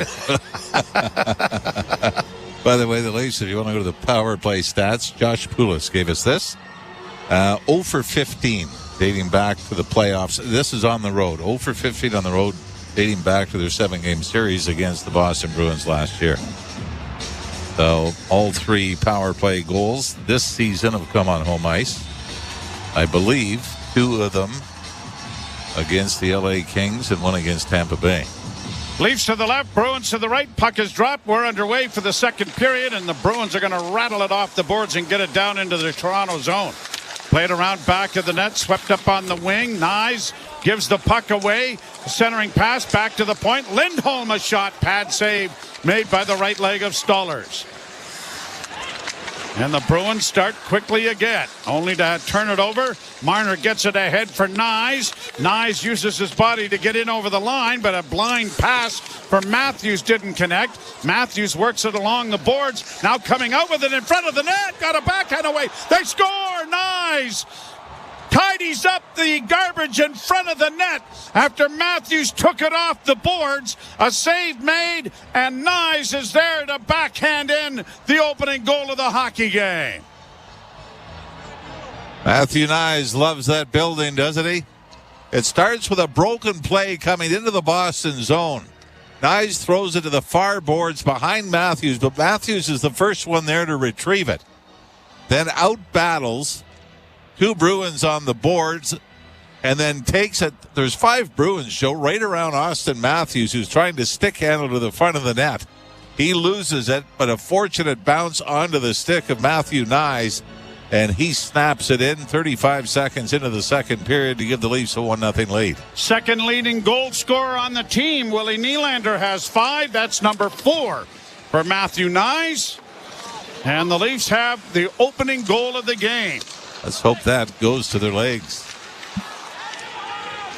See how the Bruins react to it as well, as it is pushed out into the center ice area. The Bruins bring it in over the line. McAvoy got to the slot area. It's turned over, and McMahon gets it ahead off the skates to Nylander. Nylander in on the right side with a shot. A blocker save made there by Swayman. At the point, a shot doesn't make it through by Domi. Kept in at the blue line by Benoit. Round into the near corner. Nylander couldn't trap it. Bruins Pasternak trying to get it out, but they don't.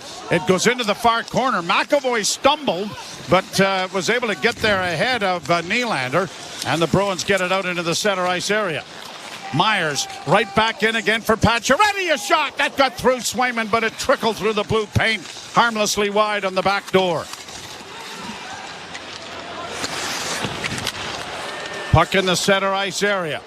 When scoring first, the Leafs are 1-4 this season, and the Bruins, when trailing first, are 2-2-0. Oh, excuse me. The Leafs are 3-0 when they have scored the opening goal. And the puck rolls in on Stollers. He corrals that. And Brazo gets into a shoving match with Myers. And Tavares is there as well. The Leafs are 1-4 when they've coughed up the opening goal of the hockey game. Mitch Marner is going to pick up a secondary assist on this. Might be a bit of a gift. But the work of Austin Matthews on the far boards and then taking it to the net. Main reason that Matthew Nyes was able to make it 1-0 Toronto. Goal comes at 33 seconds of the period. And so the Maple Leafs grab the 1-0 lead on Nyes' fourth of the season. By the way, the Bruins are riding a regular season streak of 7 straight wins over the Leafs. Leafs have 3 overtime losses in that stretch, but a 7-0 run against the Bruins. The Leafs are trying to snap that tonight. Here's a loose puck on the far boards. A shot was deflected back to the blue line. Careened into the far corner where it's dug out there by Andrew Peake and fed out into the center ice area for Beecher. Beecher gets it down into the Toronto zone. Stood up, knocked down, whistle goes. Another interference penalty, and it's going to be Jake McCabe. Boy, that's what, the third interference call? Yep. Toronto penalty number 22 as a 2-minute minor for interference. Yeah, you know, I think this is legit. Beecher never does get to the puck. He chipped it past McCabe down the right wing boards, and McCabe erases him before he can get to it. So I think out of the 4 penalties called so far, Joe, this is the first one that's legit. This is the first one that was probably legit. Maybe the hooking penalty on Geekie, or pardon me, on Beecher when he got the stick blade up into the hands of Max Domi, but that's not usually called when it's a one-man power play already. Penalty kill brought to you by CMC Markets. Take your trading to the next level with $0 commission on stocks. And a deflection off the stick of Marner pokes the puck out into the center ice area. Pasternak has to go all the way back into his own zone. Got it ahead now for Pavel Zacha. Zacha, right wing pass, dropped off, gets it back on the half boards into the slot for Pasternak, dropping it back to McAvoy. Now down low, here's a centering pass, and they score. Pasternak from his favorite spot, and Marchand found him in the circle. And quickly, the power play for Boston has tied this game. As we mentioned, they were 5 for 33 coming in. But it is amazing how, whether it's Steven Stamkos or Alexander Ovechkin, that you've got shooters that can pretty much camp out in one spot on the ice, and usually it's the face-off circle or just above, and just wait for somebody to find them, and nobody is paying attention to Pasternak. As Marchand comes out of the corner, he's to the left of Stollers and then finds Pasternak. And the far circle, and the one-timer beats the Leaf goaltender to tie it at 1. 14-8. And the frustrating thing for the Leafs on the power play, they have the best shooter in the league. So why isn't that part and parcel of how the power play should function? That is, I think, as big a quandary as any. So we're tied at a goal. Both teams scoring.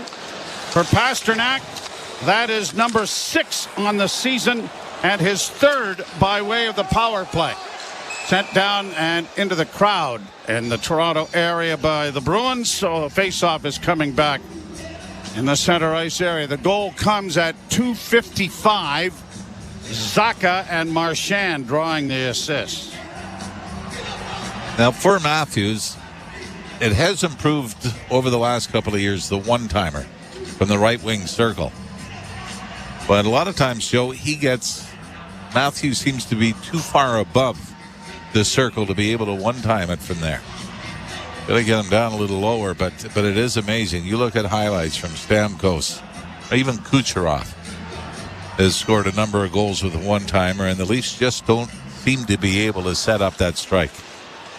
Weak pass by Robertson. Riley then missed it as well. Bruins bring it back and dump it into the Toronto zone. Zacha got it down in along the boards. It comes up on the wing, and now Robertson starts away.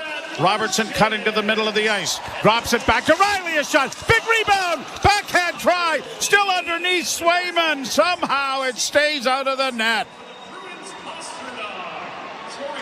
Wow. Another opportunity off the rush. I don't know about you. I like this combination.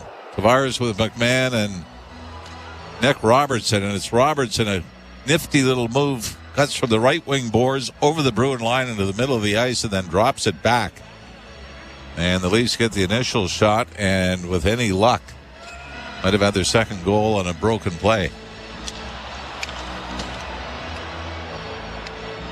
Face off in the Boston zone to the right of the goalkeeper. And the draw one. Back to the point it comes.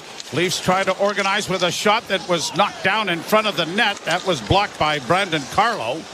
And the Bruins, in trying to send a rink-wide pass, have had to go into their bench. So it'll come back into the Boston zone. And both teams, but especially the Leafs, you've got to be very aware of how this game is being called. You know, Jake McCabe's already seen a couple of interference calls that were marginal at best. And the last thing he wanted to, and it was a nothing play. I mean, it wasn't a scoring chance for Beecher to get into the corner. No, it was an attempt to give his defense partner a little more time, right? Yep. Cross centered in front, and a quick one-timer there by Marner was stopped by Swayman, and he let that go in a hurry on a face-off win by Austin Matthews. You're talking about the Bruins winning streak. Jeremy Swayman, overall in the last 9 starts against the Leafs, including the playoffs, is 7-2 with a 1.43 goals against average. Leafs win the face-off. It comes back to the point. Swept around back of the net. Marner unable to track it down. Cleared high to the line. Just kept in. And then back to the point. Grabbed off by Toronto. Fed on the backhand then by Ekman Larsson. Played around the boards. It'll come up on the wing. Ekman Larsson's going to get it freed up for Marner. Marner in front of the net for Matthews. Oh, he was in position A. And the one-timer went over top of the net. Pasternak scores on it. Matthews sends it high over top of the goal. Very similar play, very similar spot. Think that's in last year at this time? Center ice for Marner. And across the line. Little stutter step and gives it off on the left wing. A sharp angle shot was blocked. Back to the net, Lorentz. Lorentz gets it back to the point. Near side for Myers. Myers shot. That was deflected in front. And Reeves couldn't come up with the rebound. The Bruins get it out at center, and Frederick will play it down into the Toronto zone. Myers given a bump on the boards. Puck still free. Bruins can't get it cleanly, but when they do, they wrap it around the wall to the near side, where it is chipped to center ice by Reeves. Reeves following up on the play, but can't get it away from the Boston defense. Now Frederick brings it down into the Toronto zone. Myers after it along the boards. Pokes it free now for Steven Lorentz. And Lorentz having difficulties getting it out. Got some assistance there from his defenseman, and now gets a second try and carries to center and backhands it down into Boston territory. Kostelic for Boston. Over for McAvoy. McAvoy, left wing pass. Another penalty behind the play. Bruins had the puck. Referee is pointing, maybe Maybe a glass is broken. Yeah, the glass has come out. He seemed to be pointing. Well, we are not getting it shown on our television screen here, so we're not really too sure what's gone on in the building, but... Or where the face-off is going to be. Nope. Oh, it is a piece of glass, all right. And they're going to have to... They're trying to get it back in the stanchion. It doesn't look like it's broken. Ah, getting a round of applause, the folks from the Toronto Dominion Garden. I've often said this. I think that wonder how many Bruin fans know that that's the name of the building. Huh? Why are they called the Bruins? I'm just working on the building. Well, the last time I had glass come out, I asked you about the Blue Jackets. I thought... You thought I had an answer? Yeah. Yeah. I don't. All right, we're going to a commercial break. You're listening to Molson Leaf Hockey on TSN 1050 and the Maple Leafs Radio Network. As fall approaches and birds head south, a different kind of bird emerges, the Subaru. While migratory flocks seek warmth, Subaru's symmetrical full-time all-wheel drive keeps drivers soaring through the wild. During the migrating season, Subaru's hunger for adventure grows exponentially, driving the intrigued radio listeners to fall for Subaru at their local Subaru dealerships, experiencing an adventure of their own. So migrate to your local Subaru dealership to book a test drive today. On the 11th hour of the 11th day of the 11th month, we encourage Canadians to pause and remember all that veterans have sacrificed for us.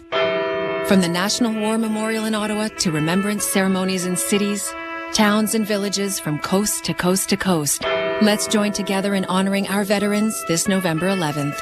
Lest we forget, find a remembrance ceremony in your community by visiting legion.ca.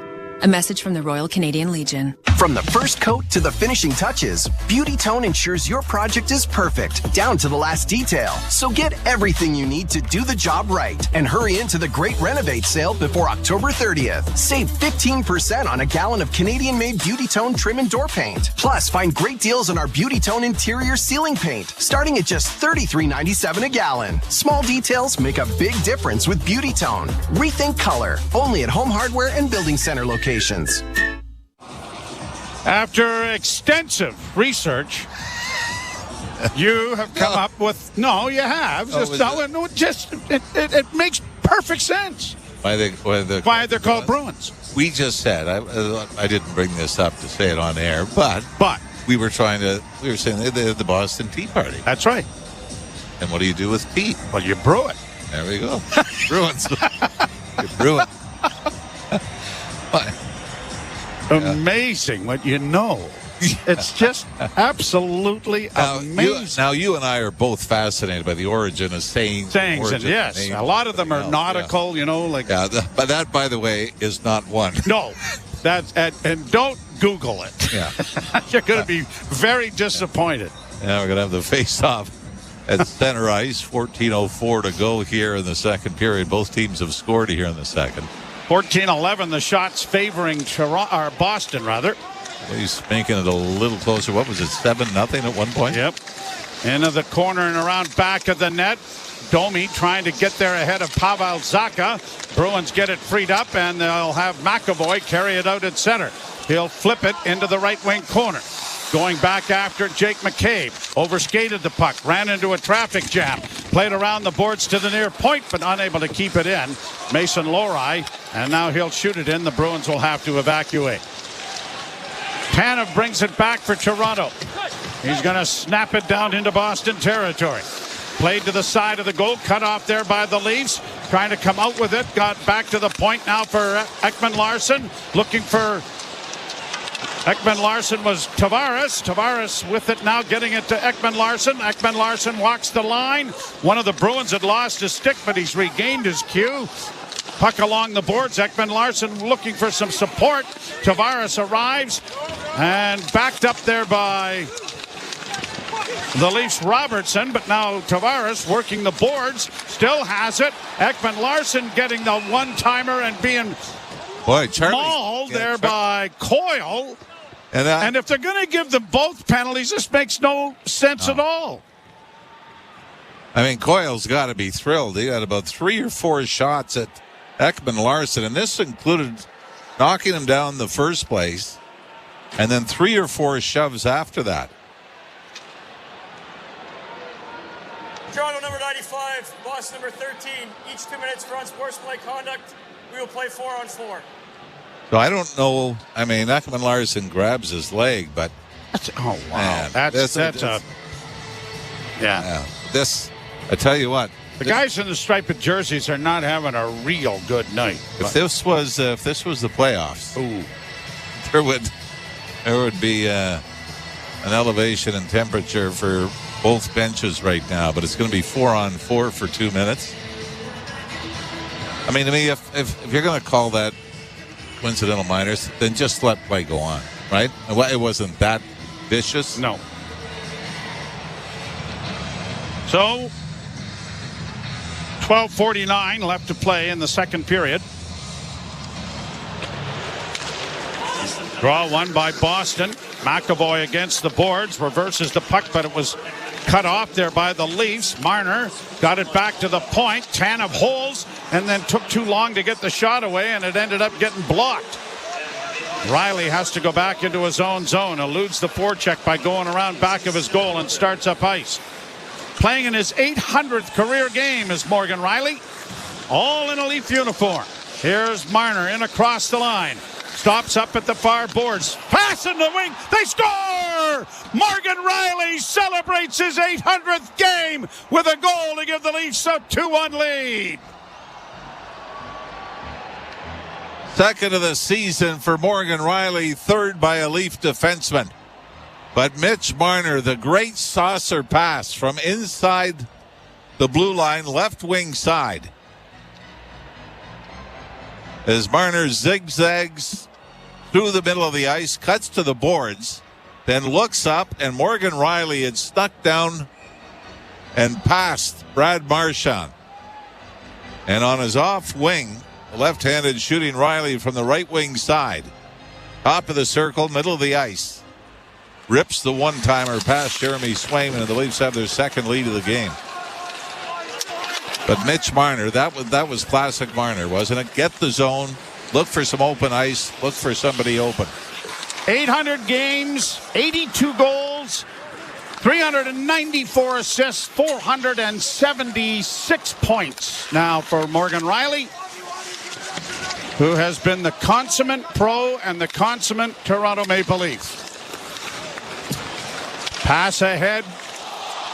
Gets to center, in on the left wing. The Leafs trying to drive, and a shot went wide of Swayman. The other referee. Something's going on back at the. Now we've got Pasternak down, holding his mouth. Hey, he says, yeah.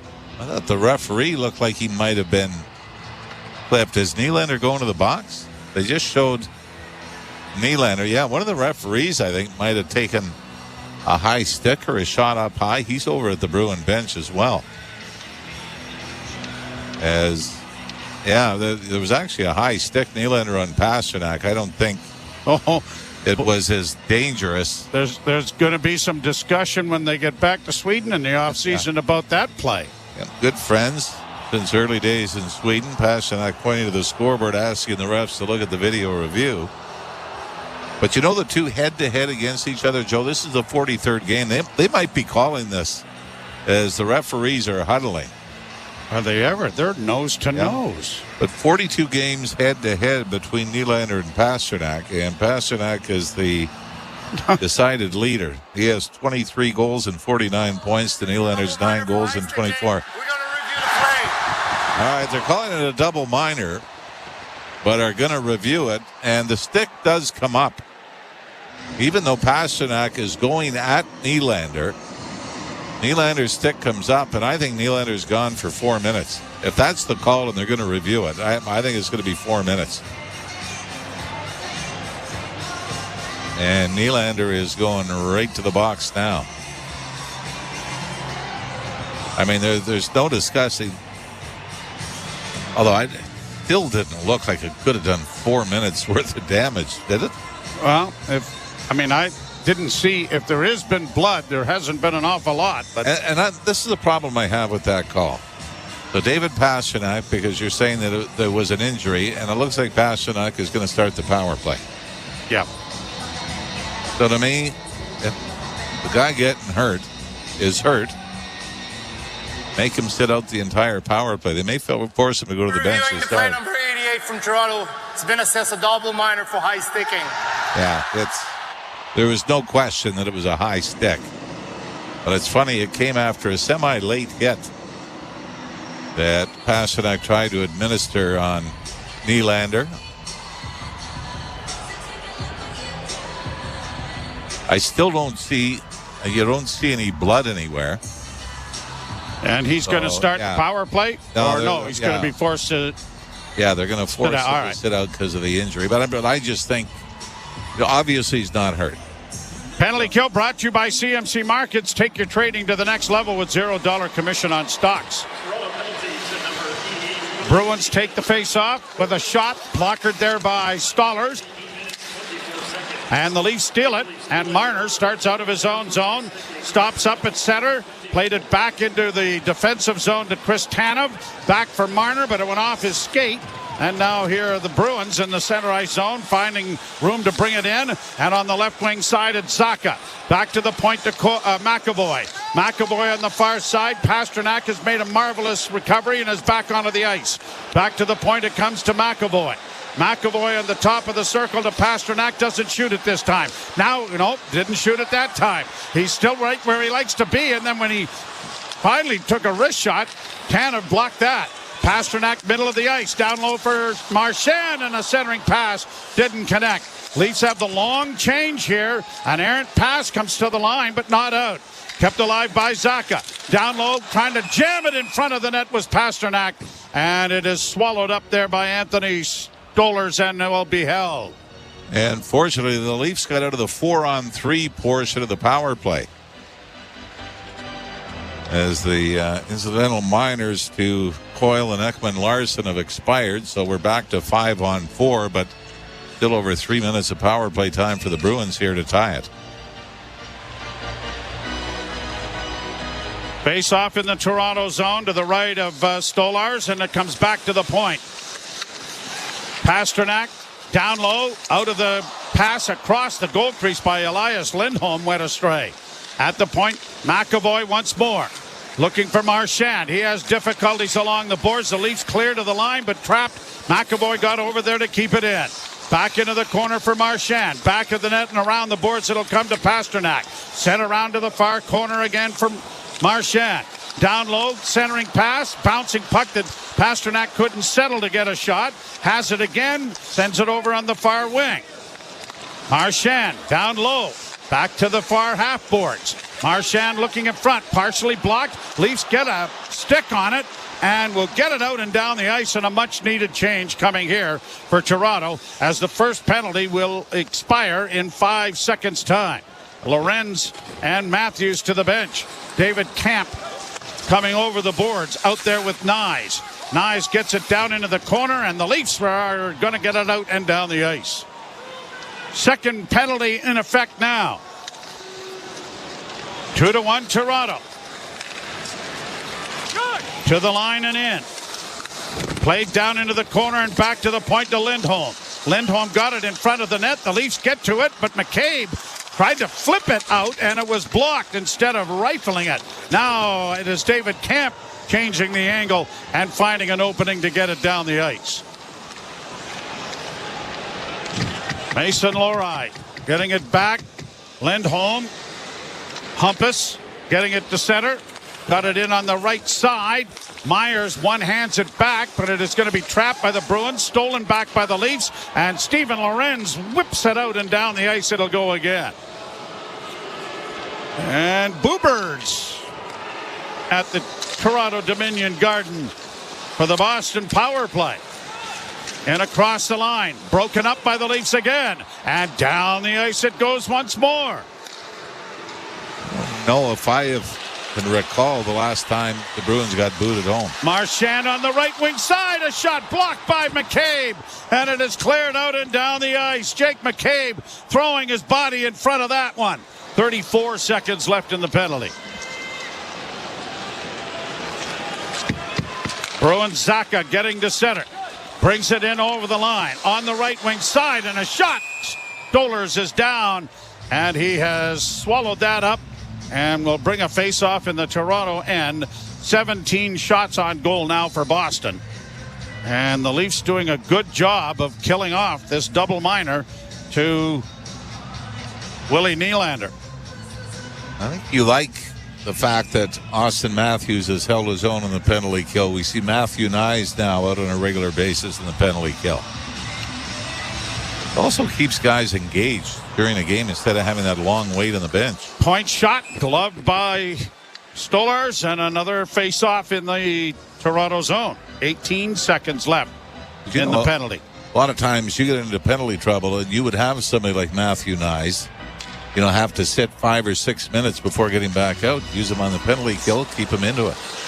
Draw one by Boston. Fed over on the far side. A deflection goes high in the air. Leafs trying to get to the loose puck, and they do. Matthews doing a nice job with a hit on Marchand to clear it out. And the penalty is going to expire here as the Leafs send it around the boards, and Marner starts out. A pass over on the right wing side is deflected and goes whistling into the Boston bench. Boy, only 3 shots on goal for the Bruins during the 4-minute power play. So the Leafs gave up the power play marker to Pasternak at the 2:57 mark of the second period, but we're letter perfect on that one. The new dad, Morgan Riley, has got the Maple Leafs out in front by a score of 2-1. You're listening to Molson Leaf Hockey on TSN 1050 and the Maple Leafs Radio Network. Quiet your mind, reduce your stress, and rest easy with channels designed to help you fall asleep easier and faster. Sink into the comforting white noise of a storm shower on Rainfall Radio. Fade out to the soothing sounds of the Sleep Channel, or drift off to nature sounds with Forest Dreams. Find them all in the SiriusXM app, included in all trials and popular plans. Just search Sleep. Hockey 24/7 on Sirius XM NHL Network Radio. This is the NHL. These are pros. You don't want guys to put good power play units on, don't take penalties. You don't want good power play units to score goals when you've given up a whole bunch.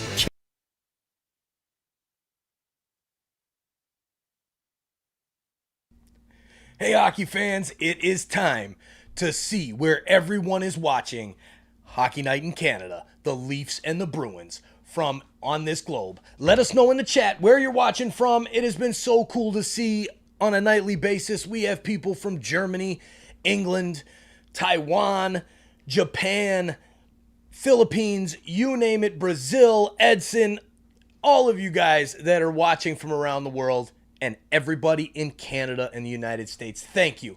Now let's get back to the hockey. Let's see how far our reach is here for Toronto Sports Insider and our Leafs fan club. Now, go Leafs, go. We'll see you back in the chat.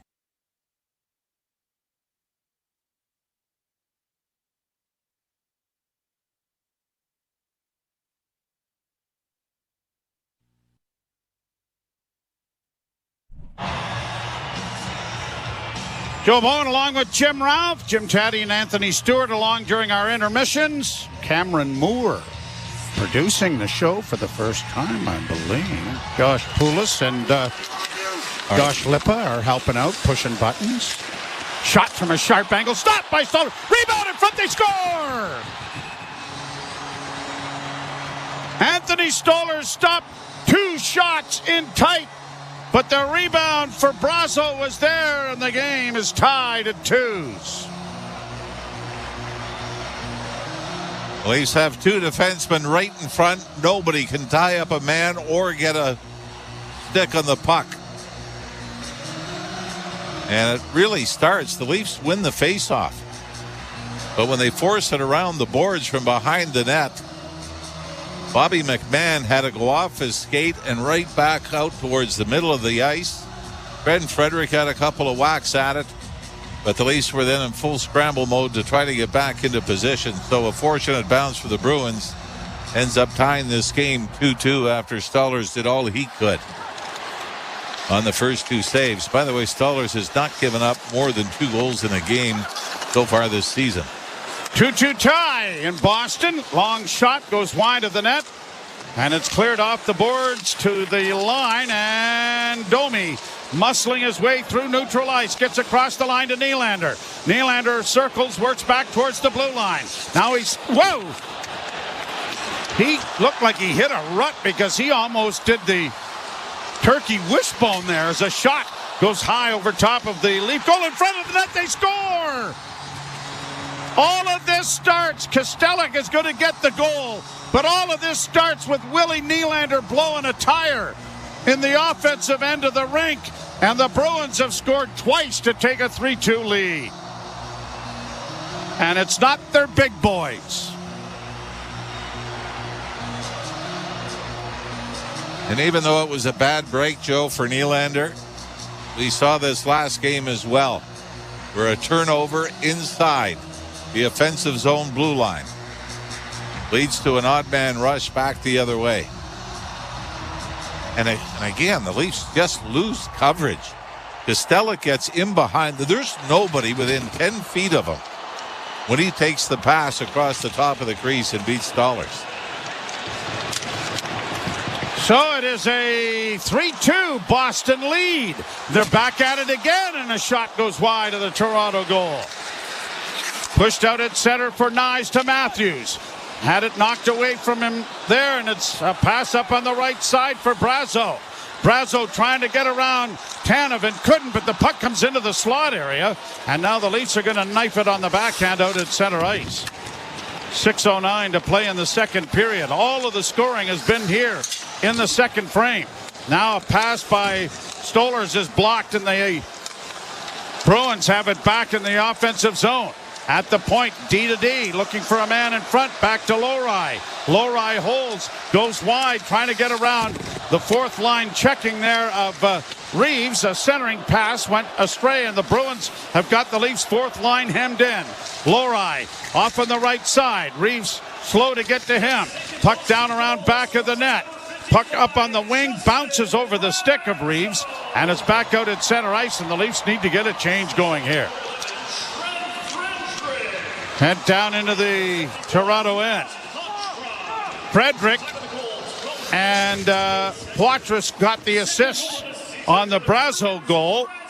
Kostelic from Beecher and Kopech. Kopke have got the Bruins up 3-2 as we get a stoppage of play. It is a 3-2 Toronto deficit now after they had a 2-1 lead.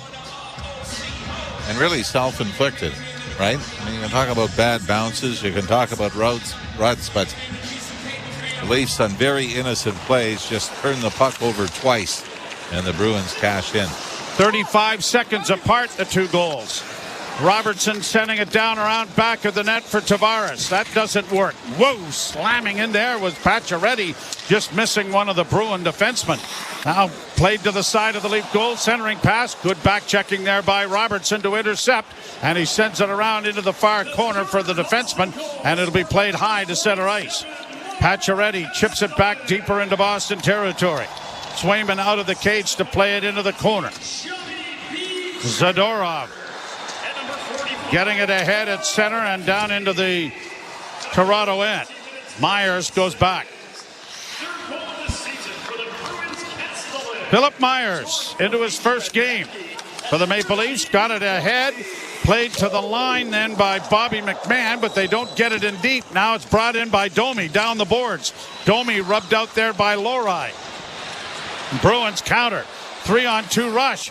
Another odd man rush that has developed here for Boston. Played back to the point, and it's going to escape the defenseman and come out. And then it is quickly shot back in again by Boston as they'll get a change going. Winnipeg leading in its game. The Leafs travel to Winnipeg Monday night. Played to center ice by Toronto. Flipped to the right wing side for Marner. Marner with a little pass in for Matthews, a centering feed. Oh, nice. Blocked the rebound. Shot wide of an empty net. My goodness. All set up by Mitch Marner. Bruins back to the attack with a shot that went wide of the Leaf goal. Down the boards comes Lindholm, trying to work it in front. Stolen back by Toronto, and now Matthews slowly in his own zone, getting it to Marner. He returns the favor, who in turn gives it back to Marner. Marner gets over the line and just shoots it in. Leafs are trying to get a change going. Lorenz tries to send it around the boards. Marner is still out there. David Camp after the puck on the near boards. Marner now heading to the bench, and that will bring Ryan Reeves over the boards. Ekholm couldn't get it to the line. Flipped in over the line now by Toronto, and down it goes. Ekman-Larsson heading to the bench as it comes back up on the left wing boards, and brought back now by Kupke, and then shot back into the Toronto end. Out of the net is Stollers, leaving it back at the net. Morgan Riley up on the right side, played ahead at center. In over the line, Robertson couldn't get around the defender to get to a loose puck, and the Bruins have launched it high down into the Toronto zone. Myers plays it off the glass to center. Now Robertson dishing it off on the wing for Tavares. His shot is onto the chest of Swayman, and he is able to cover up on the rebound and stop play. All of the scoring in the second period, and the Bruins have got 3 of them. Now the Leafs have got a pair. It is 3-2 Boston with a couple of minutes left here in the second period. And you're listening to Molson Leaf Hockey on TSN 1050 and the Maple Leafs Radio Network. Get the official NHL app to watch, read, and listen to all the deets. All I can say is absolutely wow. All the sauce. All the saves. Stop from Vasilevsky. All the hits. All the snipes. All the sellies. He scores! Unbelievable! All the hockey. If it's hockey, it's here. Listen to every NHL game for free, now with Apple CarPlay and Android Auto. Download the official NHL app now. Alpine News Network is here live with one of our superheroes. People sometimes ask, sure, you can consolidate people's debts using telekinesis, but what else can you do? As if changing lives isn't enough. Well, I can also use my power to make it rain hot dogs. It's still not as cool as consolidating debts into one easy payment, though. Own your home? Need a loan? Alpine Credits can help. Alpine Credits, where homeowners get approved. Just for license 12616. The odds of being struck by lightning are less than 1 in 1 million. But when you hear this sound, you're probably heading indoors in a hurry. But did you know that the odds of getting shingles are 1 in 3 if you've had chickenpox? Why leave it up to chance? Ask your healthcare professional about Shingrix. The Shingrix vaccine helps protect adults against shingles. 100% protection not guaranteed. Adverse reactions may occur. Visit shingrix.ca. Bruins 3, the Maple Leafs 2.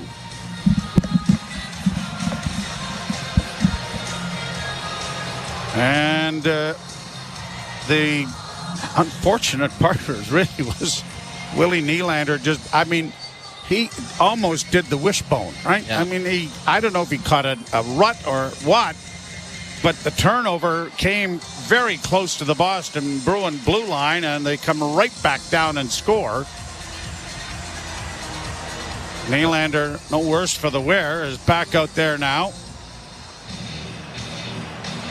Well, he's done that a few times this year, trying to make that move inside the offensive blue line, turning it over, and then you're in trouble the other way.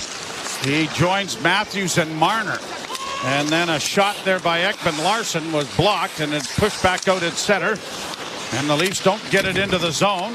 Now Matthews does. And Nylander down the right wing boards, trying to hustle into the corner. Marchand had him lined up, but the puck comes back up on the boards. Marchand trying to get it out. Ekman-Larsson is able to take it away. Then his pass for Nylander didn't connect. And Riley has to go back. Morgan Riley on the wing for Ekman-Larsson. Played ahead and chipped into the Boston zone. No, apparently it wasn't. They're going to call it icing. And so it'll come back into the Toronto end with 1:26 to go here in the period. And the Bruins leading by a goal and out shooting the Maple Leafs 21-16. And really, up until the midway mark, up until the 2 Boston goals, the Leafs had the big kill on the 4-minute power play by the Bruins. And then we said that you win a draw, you turn it over in your own end. It's in the back of the net. Turn the puck over just inside Boston's blue line, ends up in your net. So all the good that they had done in the previous 13, 14 minutes came unraveled in a hurry. I don't know, can you play Game 7 in October? You can. What it feels like, doesn't it? It does, yep. Back of the net, Boston blocking a clearing attempt. Zaka trying to get it out in front. It comes back to the point.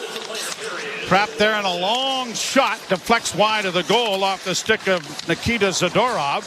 And now the Leafs will airmail it high into the center ice area.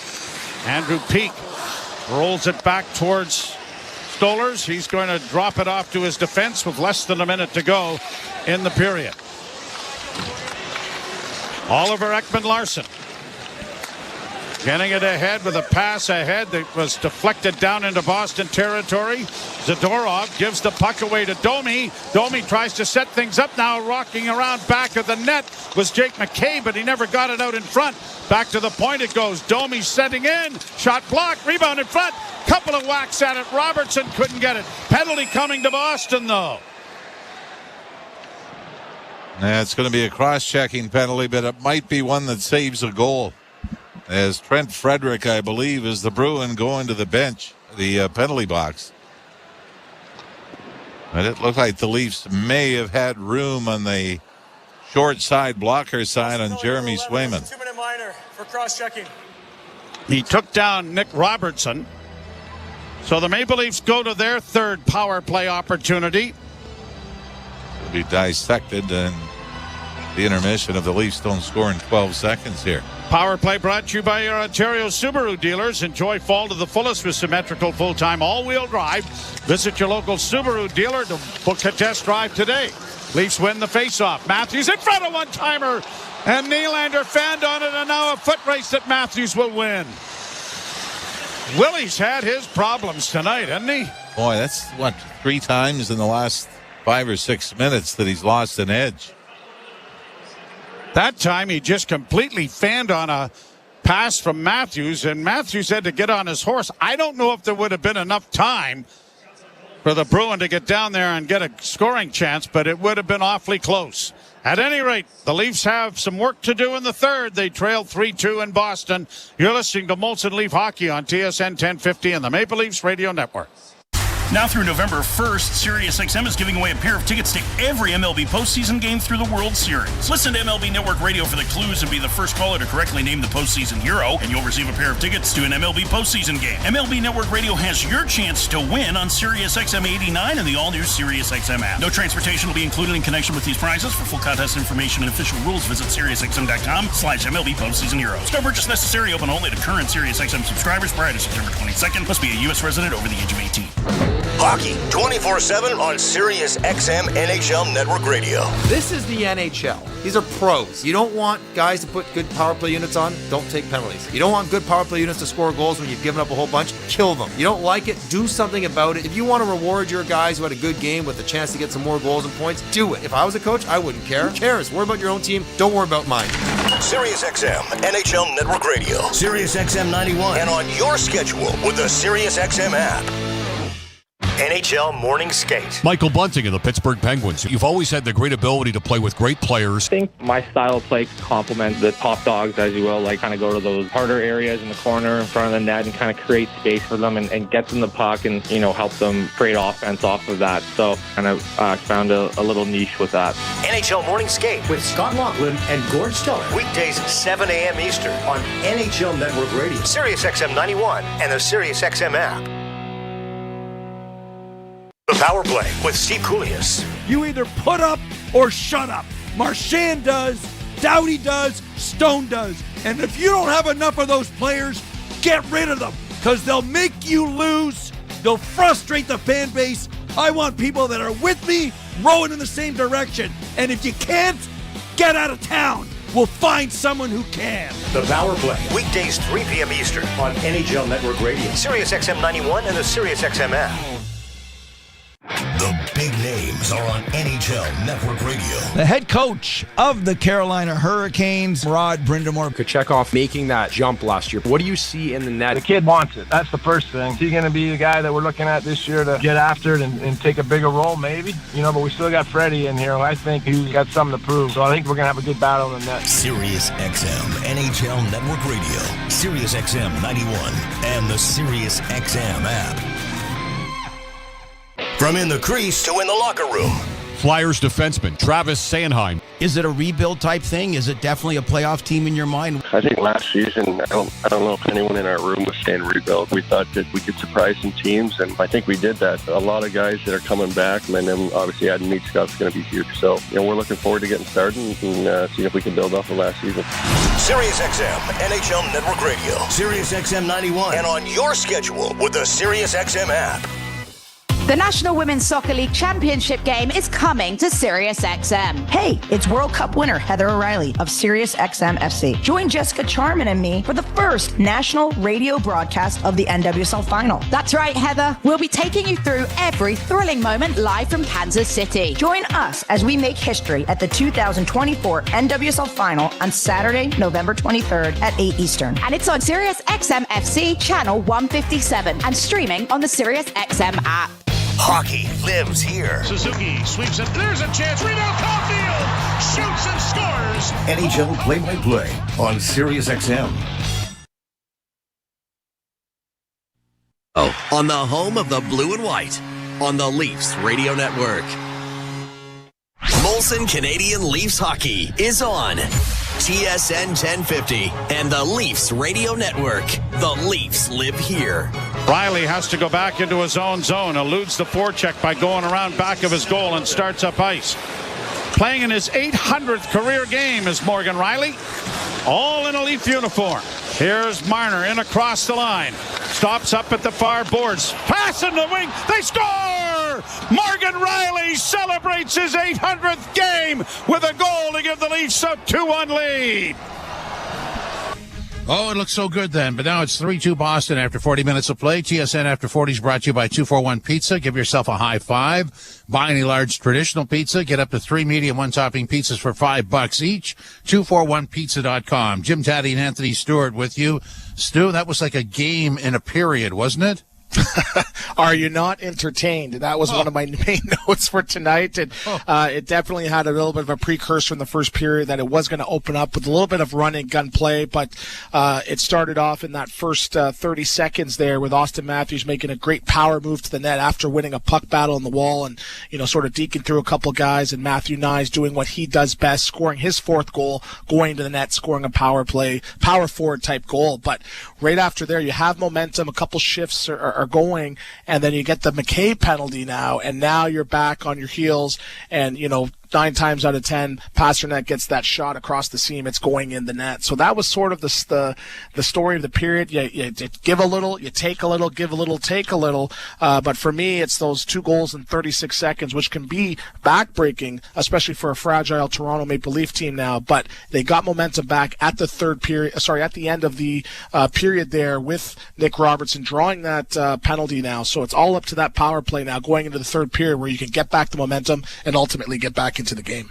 Yeah, I mean, it's just so much to talk about. Let's talk about the Pasternak goal, which is a power play goal. They moved the puck around so fast, but the Leafs never really set up the box. It was just all over the place. Yeah, and you saw right before the pass, Marchand looked like he could almost jam it home. So he did a good job of drawing that weak side D over and even really baiting the goalie in Stolarz. And there was no chance on that. Stolarz, yes, 6'6", but it was an wide open cage for him there.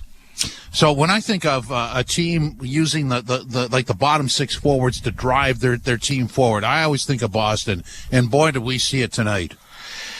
Yeah, it was great, but that's sort of the strength of Boston and the lack thereof of Toronto. And I'm looking at some of the ice times with Reeves. I believe only 5 minutes so far through 2 periods. Pacioretty's at 6 minutes. Lorentz is getting some penalty kill time as well too. But when the going gets tough for Boston, they're not afraid to sort of hit the cement, play that ground and pound game. You saw the goal by Brazeau, off of the face-off won by Toronto, and McMahon could not get it out, and a first shot, second shot, third shot, finally Brazeau goes in and roofs it in there too. And the same thing with Kastelik on the Nylander blown tire turnover going back on the 3-on-2. So yes, they have the stars, the Marchands and the Pasterniks, but they have those guys that stick to the system and play that bottom six type game that's ultimately has them the lead right now. You know, it's amazing to watch hockey year after year, and you see that turnover inside the other team's blue line, and it just goes right down the ice and in the net. It's like, what is that? Are we not in the Matrix? Are we in the Matrix? Well, but, you see it so many times. You can say you can blame the blown tire, right? But for a philosophy, you're coming in and you get lucky and then you come back and you roll over the top. You don't have anything. You're on your backhand. You just got to chip it in. You can't just try to roll or try to make something out of nothing there. And yes, you can say it's he blew a tire or whatever, but then now they go back on the 3-on-2. No F3, no real assertiveness to get back. The shot misses the net, and then they just throw a sort of a hope play up for a tap in. So for me, it's not just the blown tire. There was 2 or 3 things that happened after that, and I'm sure that's what irks Craig Berube. It starts with not getting the puck deep, but you got it to a man, and we made the mistake. We all have, as a group, have to get back and try to correct that mistake, and that was lacking on that goal specifically. So I hate to say it, but opportunity knocks, fresh ice, 147 of a power play for the Leafs to start the third period. I mean, the opportunity is there. It is, and we talked about this being a must-win game. This is a must-score power play. It's a must-score. Well, it is, isn't it? And again, it's whether or not they score, I think it can be a catalyst for the rest of the game. If they come out flat, they turn pucks over, and it's a one-and-done play, I think that's going to be really tough for them to get over that lack of momentum for the rest of the period. So whether or not they score, which I think they need to, if you get that momentum and put Boston back on their heels, I think that could be a good indicator of a good rest of a period and hopefully tying this game and to bring it into overtime. So what jumps off the page for you in a positive for the Leafs, albeit down 3-2 after 40? I really like the OEL and Riley play. You saw him activate on his 800th game there, and a really great pass by Marner. And we talked about Nylander being too fancy, but you see Marner come in and do a little circle play and a beautiful area pass to Riley for the 1T for his second of the season as well, too. I really like Austin Matthews there. You saw him. He could have had 2-3 goals that period as well, too. But Matthew Nyes is just continuing to lead by example. 4 goals on the season. Not afraid to go to the net, not afraid to hustle. He's in the thick of things. He's dragging this Maple Leaf team into a fight, and it's just contagious. So for me, I want to see a little bit more balance. I want to see some other guys get involved because it just seems that Boston is playing a little bit of a better team game right now, and I'm just worried right now with some of the Leafs now getting up into 16, 17 minutes after 2 periods, them overplaying and ultimately running out of gas. Yeah, well, that's the coach reading the bench, right? I mean, they're not getting the full look here, are they? Yes, and that's where I'm worried about if, we can say all we want, are they panicking or not, but the ice time is indicating that, where they're really riding some of the top-end forwards for Toronto right now. Marner's at 15 minutes. Taking a look right now at Austin Matthews. He's up there as well with almost 14 minutes as well. So, again, you want to win, but you can't be riding the Stars 24, 25 minutes. You need balance. You need 3-4 lines. Everybody up over around 10, 12 minutes as well. You need to have that to be successful and have longevity with that success in the league. Okay, Stu, thanks. Boston 3-2 over the Leafs after 40 minutes of play. All the goals in the second period. Nyes, Pasternak, Riley, Brazeau, Kastelik, and that's why it's 3-2. The Boston goals coming in short order, one right after the other to erase a 2-0 Leaf lead. But there's still the third period left, and the Leafs will start it on a power play. They've got 147 left on that power play, or less, if I want to be optimistic. This is Molson Canadian Leafs Hockey on TSN 1050, the iHeartRadio app, and the Leafs Radio Network. Getting my Honda CR-V has opened the door to adventure. With Econ Mode to maximize fuel efficiency, I'm free to explore. And with tons of cargo space, it's easy to pack for getaways. My dog, camping. What's up, Leafs fans? Thank you again for hanging out with us and making a real-world difference for Sick Kids Hospital in Toronto, as every single month a portion of our proceeds, so every single video, makes a difference to sick kids. But we are finishing up our Create 100K campaign for Sick Kids Hospital. Please check the link that is pinned in the chat, and if it's not pinned in the chat, it's in the description. And donate if you can, as we are trying to finish this up. As you can see here with this tweet that Sick Kids sent out, they are approaching $50,000 towards that Create 100K total. And this year has been the best they have ever done. Let's make a difference. We only have 1 week left. I'm doing a big push during the World Series games because the chats are massive over there. But Leafs Nation, it started here first. Thank you for taking the time to check out our campaign page and possibly make a donation. If not, please just share the link out and let's make a difference. Let's get back to the hockey. Go Leafs, go. See you back in the chat. There's a Molson with your name on it. Canadian Ultra XL. Molson. Everyone in. Must be legal drinking age. After decades of shaky hands caused by debilitating tremors, Sunnybrook was the only hospital in Canada who could provide Andy something special. 3 neurosurgeons, 2 scientists, 1 movement disorders coordinator, 58 answered questions, 2 focused ultrasound procedures, 1 specially developed helmet, thousands of high-intensity focused ultrasound waves, 0 incisions, and that very same day, 2 steady hands. From innovation to action, Sunnybrook is special. Learn more at sunnybrook.ca/special. Ready to shop the Sephora Savings Event? I was born ready. Let's do this. What are you getting at the biggest beauty event of the year? A new Sol de Janeiro body cream, my fave Charlotte Tilbury lipstick, and a Kylie parfum. Your turn. Okay. Summer Fridays jet lag mask, Rare Beauty by Selena Gomez blush, Amika shampoo and conditioner, and a new Valentino scent. Beauty Insiders, everything is on sale during the Sephora Savings Event. Rouge members get early access on November 1st. VIBN Insiders start saving November 5th. Offers end November 11th, only at Sephora. Shop in-store or online at sephora.ca.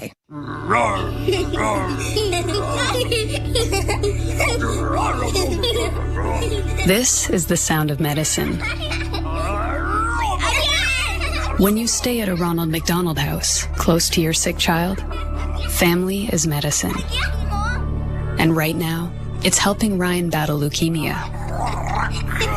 We need your help to keep families together. Please donate today at rmhc.ca. You're listening to the Intermission Show on the home of the blue and white on the Leafs Radio Network. The out-of-town scoreboard is brought to you by Maple Toyota. You don't have to go out of town for a great new Tundra RAV4, gas or hybrid. Maple Toyota has them in stock and ready to deliver. Visit mapletoyota.com. Here's what we have in the third period. Rangers 1-0 over the Ducks. Also in the second, late stages of, Islanders 3-2 over the Panthers. Jackets and Predators are scoreless in the early stages of the second. After 40 minutes of play, Montreal 3-2 over St. Louis. End of the second, Lightning 1-0 over the Caps. After 40 minutes of play, Flames and Jets are tied at 2. End of the first, Stars 1-0 over Chicago. Earlier today, Buffalo 5-3 over Detroit. Flyers 7-5 over Minnesota. Kings 3-2 over Utah. Getting set to start at 10 o'clock. Penguins in Vancouver, Sharks in Vegas, and the Canes in Seattle against the Kraken. In our game, 3-2 Boston over the Leafs after 40 minutes of play. This is Molson Canadian Leafs Hockey on TSN 1050, the iHeart Radio app, and the Leafs Radio Network.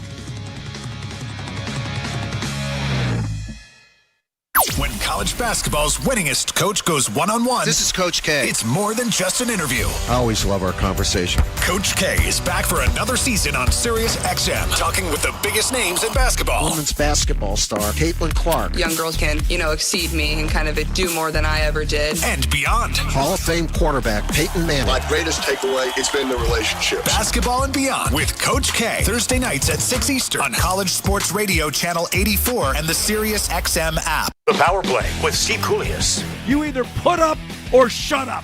Marchand does, Doughty does, Stone does. And if you don't have enough of those players, get rid of them because they'll make you lose. They'll frustrate the fan base. I want people that are with me, rowing in the same direction. And if you can't, get out of town. We'll find someone who can. The Power Play, weekdays 3 p.m. Eastern on NHL Network Radio, Sirius XM 91, and the Sirius XM app.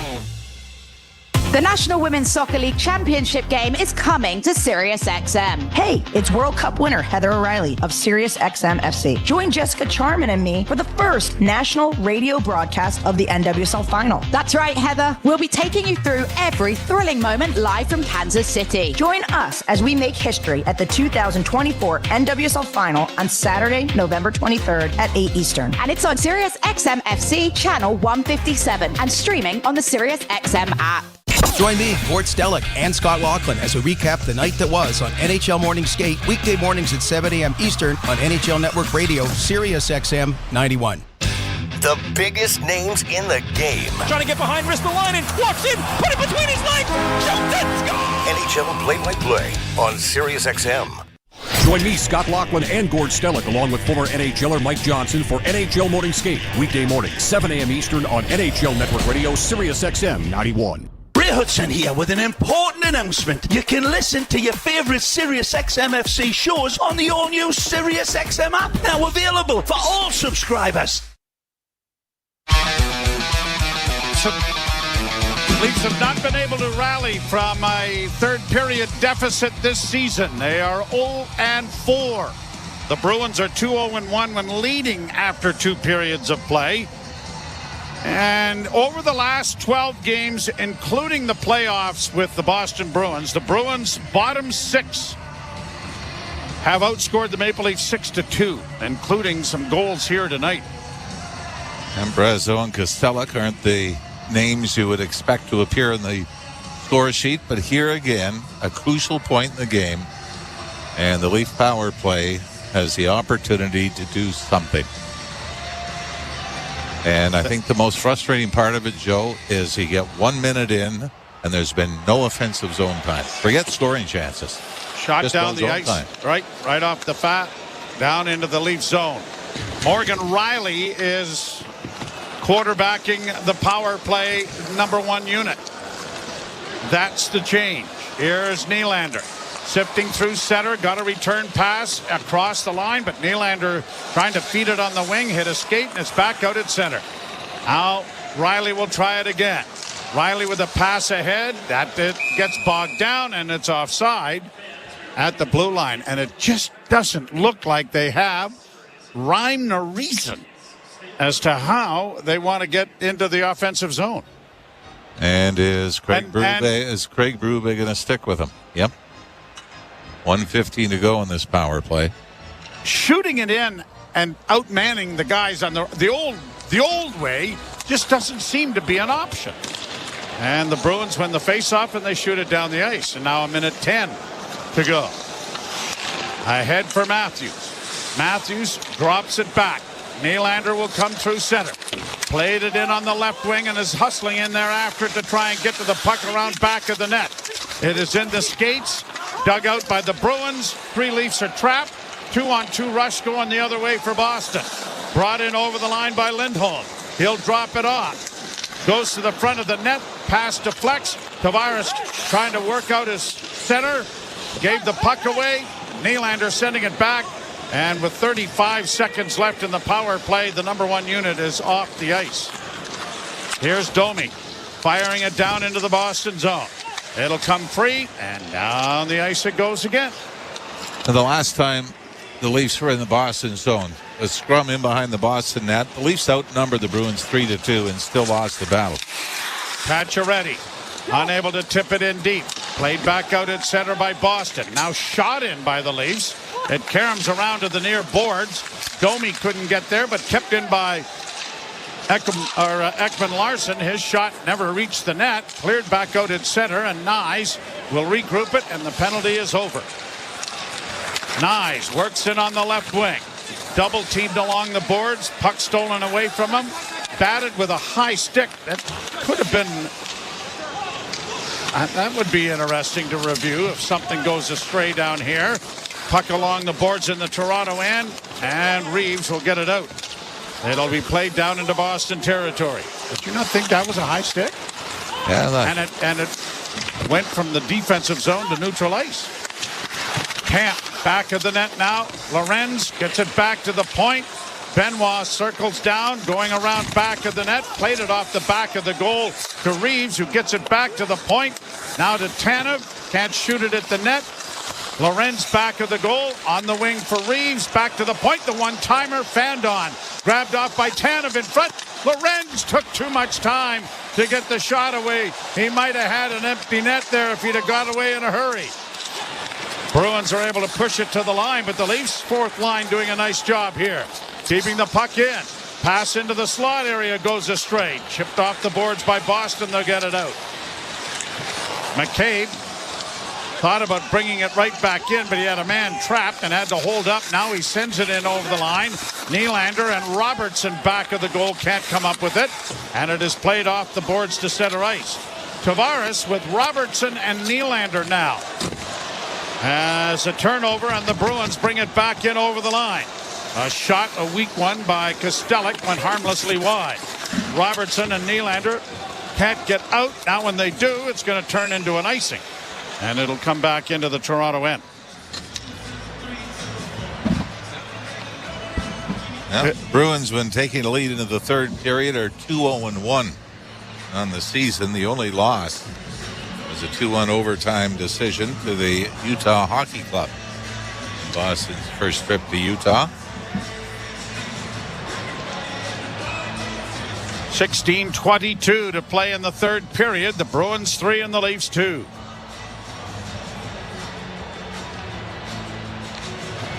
Mark Kostelic looking at a video pad on the bench. The Leafs win the draw. Myers gets it up on the wing. Domi backhands to center. Robertson couldn't get to it. Now played back in along the boards, and the Leafs will regroup. McCabe on the wing for Myers. Got it ahead. Nyes got it pushed ahead now, and Matthews shoots it in. Nyes to the far boards. Dragged it along. Marner is able to dig it out. Now to Matthews. Double team. And then Marner with a loose puck couldn't keep it in. And the foot race is on with Riley skating back. And in his 800th game, he's still got some pretty good wheels as he out-skated the Boston player. Centering pass now is deflected by Nyes to the blue line, but Boston is able to keep it in. Ekman Larsson pushing it along. Marner tried to kick it ahead. That didn't work. It comes to the right wing side. Bruins are sending it around back of the net. Ekman Larsson ties up his man. And I'm now talking to you. here's Thanks for hanging out with us. flipping it out into neutral ice. And the Leafs have not been able to gain any kind of momentum here to start the third period. And we're almost 5 minutes into it, and we get a whistle here. As you recall, we got two players laying on the ice. Is that Brandon Carlo and Matthew Nyes? Or was it just deemed that they might have been in some difficulty, but neither player seems to be worse for the wear. Yeah, I don't believe no official on site here that we can tell you has gone to the penalty box to make a call. Was that maybe that power play to start the third period as bad a power play as you've seen all year? As bad as it's been, that's got to be right up there. Yep. Leafs don't get it into the zone again on a little flip at the blue line. Tanev trying to get it out, and Pacioretty will shoot it in. Down the boards, Nylander on the left wing side. Bodied there, drawing in a crowd, and Tavares trying to help him out. Jammed to the boards was Tavares, hit from behind there by Kupke as it comes back to the point. Leafs keep it in. Tanev waited too long, and when the shot was made, it was blocked, and the Bruins are able to get it out at center and play it down into the Toronto end. Tanev goes back and swings it around back of the net. Up on the wing, and Pacioretty will just tip it to the line. Domi can't get free, and the Bruins, Pasternak circles back and starts down the left wing with speed in over the line. Little stutter step, and then a backhand was stopped on the short side by Stolars. Back to the point, it comes on the right wing side. McAvoy has his shot blocked, and Domi starts back for Toronto. Max Domi up on the right side. Morgan Riley, who has scored in the game, got a shot away, and that went off the stick of Swayman and went wide. A weak shot towards the net was cut off easily there by McAvoy. He gets back and is taken down then by Lorenz. The linesman got taken down as well, it looked like. Leafs send it down into Boston territory. Camp got it out in front of the goal, and Reeves skated right by it. Kept alive in the corner. Camp with some room. Camp working back at the net. Can't get it out in front where Reeves was waiting, and the Bruins have it at the side of their goal. 13:15 to play third period. The Bruins 3, the Leafs 2. In on the right side. Geeky taken to the boards with a good hit from Benoit. Jake McCabe finds Benoit off the near boards to center. It'll get to the Boston blue line, but the Leafs are in the midst of a change and had no support on the near side of the rink. Matthews out now with Marner and Nyes. Nyes to the right wing side, got in across the line. Top of the circle, stopped up, but ran into a traffic jam and then couldn't get back. And then he is, if he hasn't been penalized, he should have. He got pretty good hook on the Boston player. Puck comes back out at center ice. I think if that turned the puck over, that's definitely a penalty. But I'm with you from what we've seen called already. Good hit by Nyes on the defense.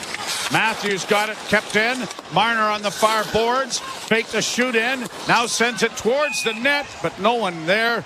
And an easy catch by Jeremy Swayman to stop play and bring a face-off in the Boston zone. David Pastrnak with a nice little move to get a backhand away, but it is still 3-2 Boston. You're listening to Molson Leaf Hockey on TSN 1050 and the Maple Leafs Radio Network. You have competent quarterback play for this Pittsburgh Steelers program. This team is a Super Bowl contender. When it happens in the NFL, we're reacting to it on SiriusXM NFL Radio. Patrick Mahomes does something when you need it the most. That's what's so amazing about this guy. Get closer to the game with interviews with players, coaches, and executives. Coach of the Detroit Lions, Dan Campbell. Golf is in a really good place and playing outstanding football for us. Nobody covers the game like SiriusXM NFL Radio. Channel 88. The Power Play with Steve Koulias. You either put up or shut up. Marchand does, Doughty does, Stone does. And if you don't have enough of those players, get rid of them, because they'll make you lose.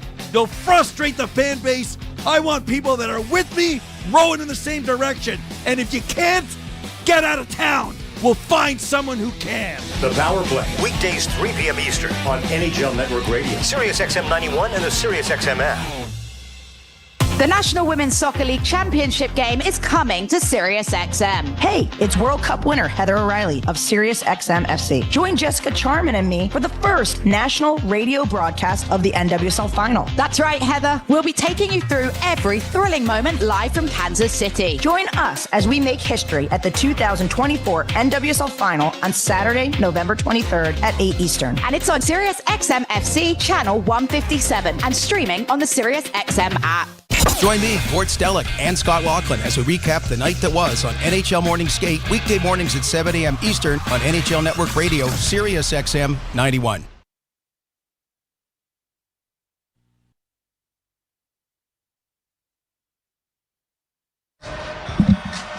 Bruins 3, the Leafs 2. Third period action coming to you from the Toronto Dominion Garden.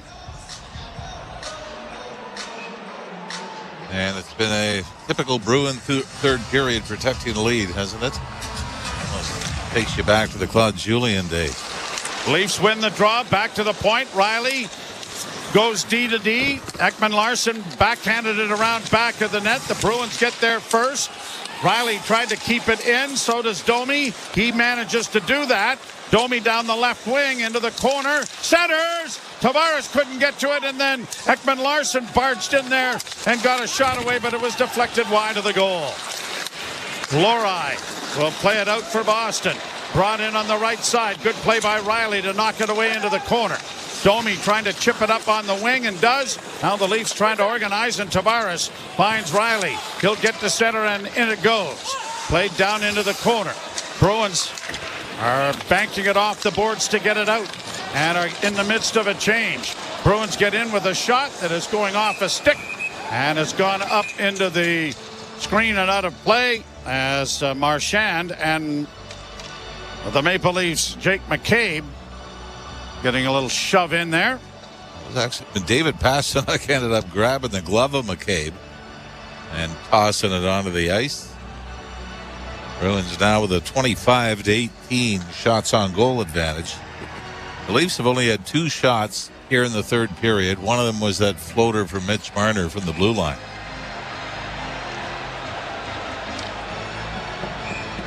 Face-off coming in the Toronto zone. Marchand conducting a small meeting prior to the face-off. And the draw, Coyle got it into the slot, and here's a chance in a goal. Big save by Stolars. Around back of the net, Stolars has lost his stick. Bruins continue with the attack. A centering pass deflects wide. Coyle looking for Marchand around back of the net. Marchand goes to the near corner. Gets it back to the point. Long shot coming. Rolled in front of the net. Now Matthews is without a stick. They got more people without sticks than sticks in people's hands. Cleared out at center finally. Bruins back to the line. Got it into the left wing corner. A shot from a sharp angle handled by Stolars. And now Domi will slow things up before he starts out. On the left wing, it goes off the stick of Benoit into the offensive zone. But the Leafs were in the midst of a change and had no forecheck going. Played out at center to the Leaf blue line. Benoit circles back, gives to his defense partner Myers. Myers returns the favor. Benoit off the boards to the line. Pacioretty deflected it down into the corner. And Nikita Zadorov trying to get out. And Robertson loses his stick but trips the big defenseman. And a power play will come to the Boston Bruins. Leafs have taken way too many penalties in the offensive zone. As this is going to be a trip. I mean, you like the fact that Nick Robertson has the feet moving. He's in pursuit. But he gets called reaching, trying to get the puck away from Zadorov, and Boston Bruins have a chance. Yeah, I mean, you feel at this point, Joe, that a 2-goal lead is going to feel like the Columbus game in the third period. 9:58 the time of the penalty. Fifth power play of the game for the Boston Bruins. Penalty kill brought to you by CMC Markets. Take your trading to the next level with $0 commission on stocks. The Leafs win the face-off, and Lorenz will send it down the ice.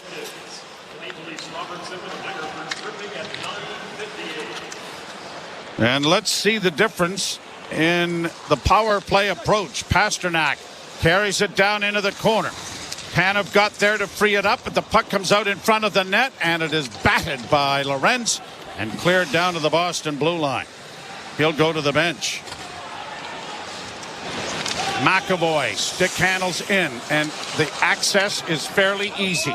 And then it goes off a stick and up into the screen and out of play. It is incredible, isn't it? It is. You know, Boston just waltzes in, and the Leafs had, 3 or 4 opportunities that were broken up at the blue line. With their power play. Yes. Yeah. And they don't drop it back. They just bring it up and get it in. Believe me, it's not a difference in skill. No. Leafs intercept a pass, and it'll be shot down the ice.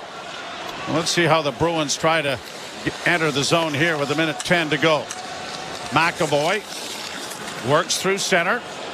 Still with the puck as he hits the blue line and enters the zone. All by his little old lonesome. And the Leafs steal it back on the far boards and send it out and down the ice. It was essentially a 1-on-3. Middle of the ice that everybody backed off and gave up the blue line. They'll try it again. The Bruins will. They get to center and they shoot it in this time. Around the boards into the near corner. 2 Bruins in there along with 2 Maple Leafs. Camp couldn't come up with it. It comes back to the point, and now the Bruins have their power play set up with a shot that Stolars is down to swallow up. And Anthony Stolars will stop that and bring a face-off in the Toronto end. 30 seconds left in this Boston power play. Well, again, Anthony Stolars is, probably the best player on the ice again tonight. Yeah. I mean, he's given up 3. But again, has made 3 or 4 saves that probably should have found the back of the net for the Bruins. 30 seconds left in this power play. 8:31 to go, third period, and the Leafs are down a goal.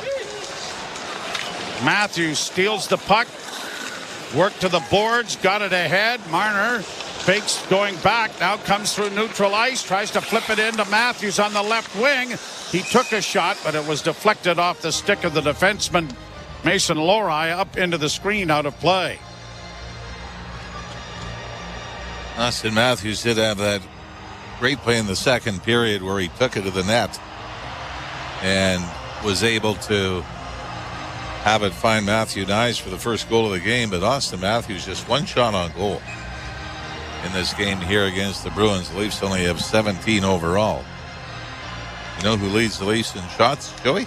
No, I don't at this particular point, Mr. Up, but you're going to tell me. Max Pacioretty. Wow.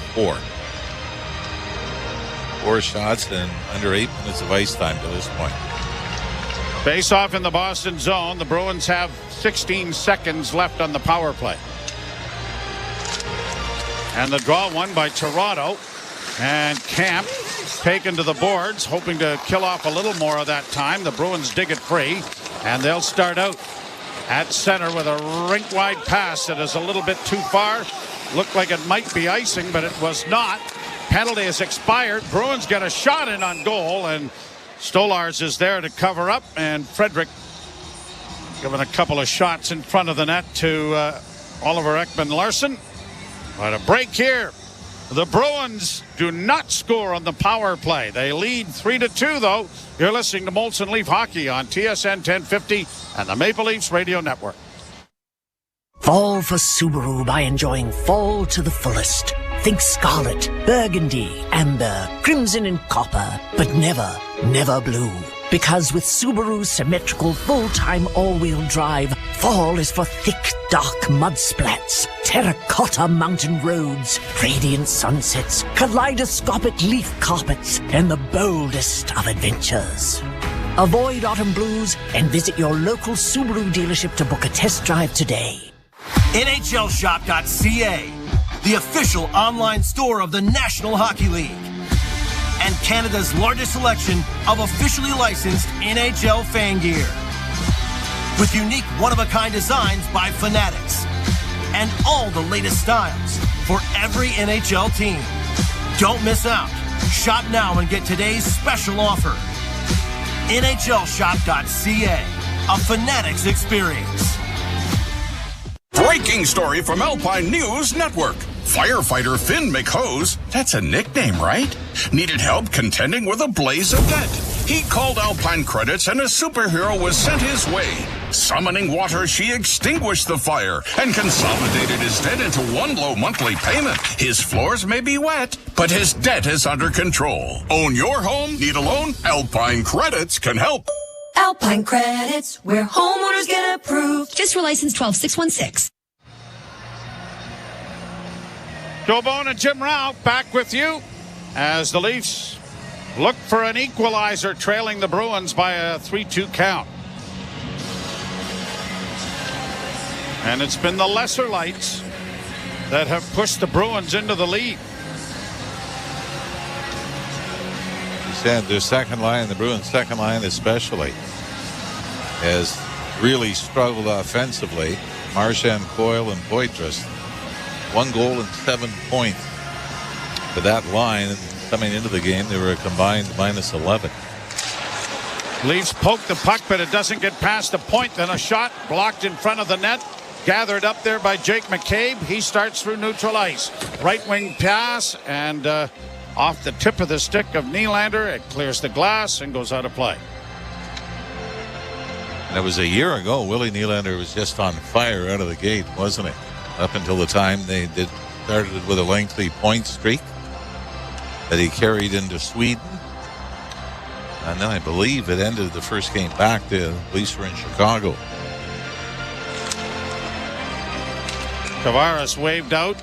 Nylander works in. Domi is on the wing with Nylander and Tavares. Shot into the offensive zone.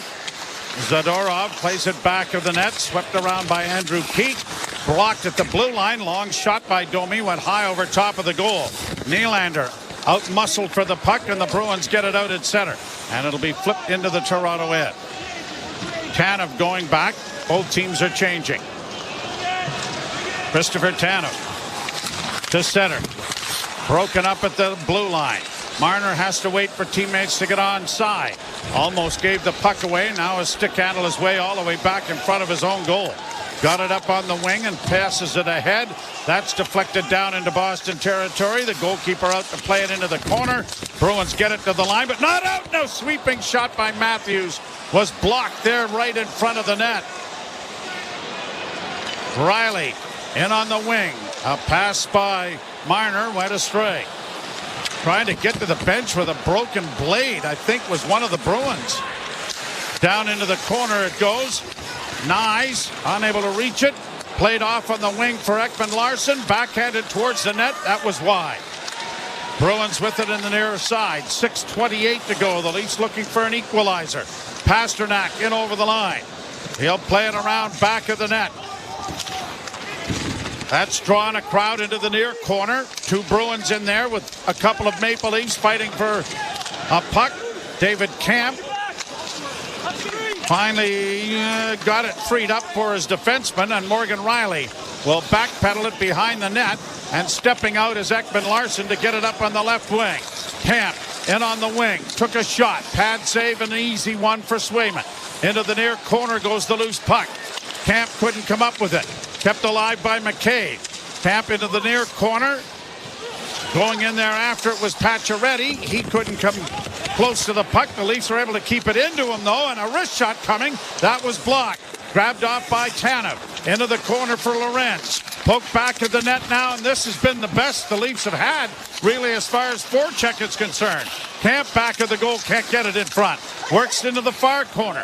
Back to the point. D to D, it goes to McCabe. Return to Tanev, return to McCabe. Wrist shot coming, blocked. Got it again. Over on the far side, and it's going to come out at center ice.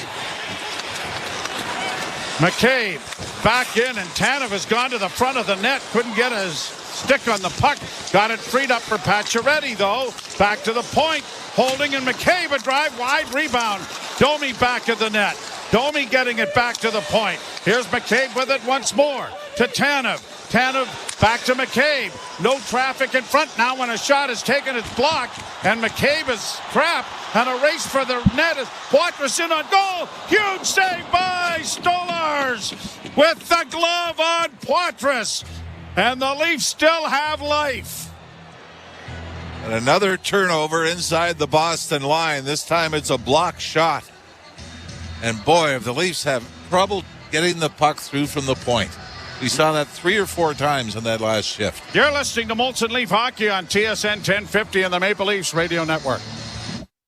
I'm Billy Joel. We've got stories about my songs and lots more on the Billy Joel channel. Now, for a limited time,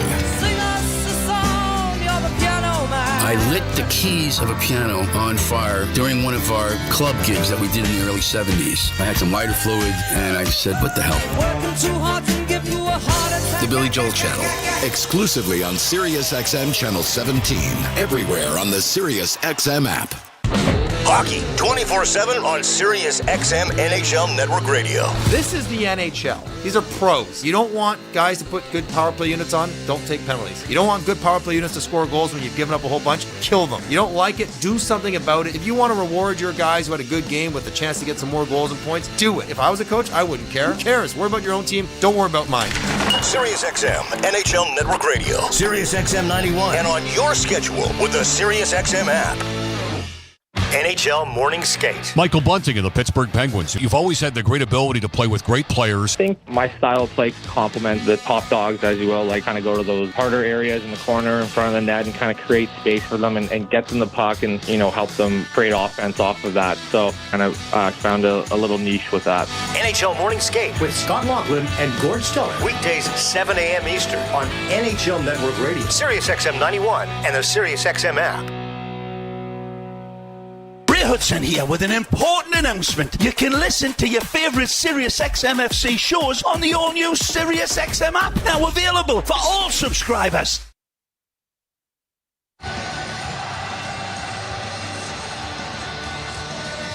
Leafs, the Bruins 3, the Maple Leafs 2.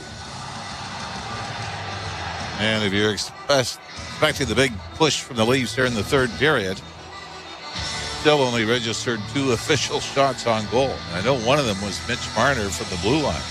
31-18. Lifted high to center ice by Nylander. Domi backhands it down into the corner.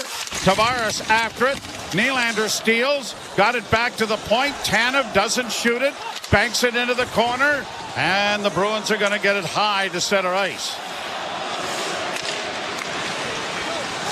For all that you love about Chris Tanev blocking shots and everything else, getting pucks through from the point is not his forte. It just isn't. I mean, Ekman-Larsson might be the best at it, but that has been... I mean, how far back do you have to go to think of a Leaf defenseman that was adept at getting pucks through from the point? And we're not talking blast. We're not talking trying to score. It's just getting it through the top forward that's charging out and at least getting it to the front of the net for a rebound or redirection. I mean, Thomas Kaberle, maybe? Yeah. Played down around the boards. Well, no, I would say the other McCabe. Yeah, Brian was pretty good. The Leafs keep the puck in momentarily, but the Bruins have sent it down to the Toronto zone in exactly 4 minutes left.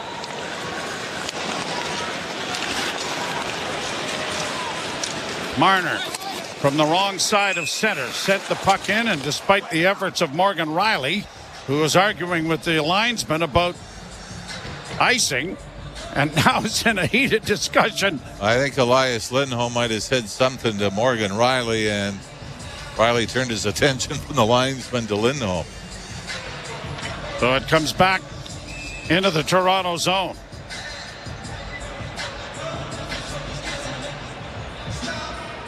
Anthony Stolarz made a huge glove save to keep the Leafs down a goal. Back of the net, Pasternak trying to fend off the checking there of Oliver Ekman-Larsson. The puck goes free, backhanded by Zacha to the point. Near side from McAvoy. He doesn't shoot it at the net. He plays it down into the corner. Now it comes back around the boards to the line, but not out. Long shot. And Stolarz has to go down and butterfly and take that on the chest to stop play with 3:23 left to play. Leafs looking for a tying goal. Guess a shot would help, wouldn't it? It's been... You're not going to get it unless you do, I do believe. 6 or 7 minutes without a shot on goal here in the third period. 9-2, the Bruins out shooting the Leafs. As you mentioned, 31-18 overall, or 32-18 now overall. But 10-2 here in the third period. Domi taking the draw. Knocked it out at center ice. Boston will recover, and at the red line, it's shot right back in again. Tanev around the boards. Pushed ahead. A pass up the middle goes off Robertson's stick, but it's going to turn into an icing. And so the Leafs are back and running out of time. 3 minutes and 5 seconds to go here in the third period. I think when it comes down to the Leafs in this game, it was about an 8 or 9 minute span in the second period that you were happy with the way they played. That's when they scored their 2 goals. But then they gave up 2 quick ones back late in the second to go down 3-2, and the response has been disappointing to say the least. Around back of the net, the Leafs control the puck. Tanev gets it ahead to Robertson. He couldn't get it in over the line cleanly. The Bruins have the puck. They'll get it to center, and right back into Toronto territory it goes. Tanev circles the net.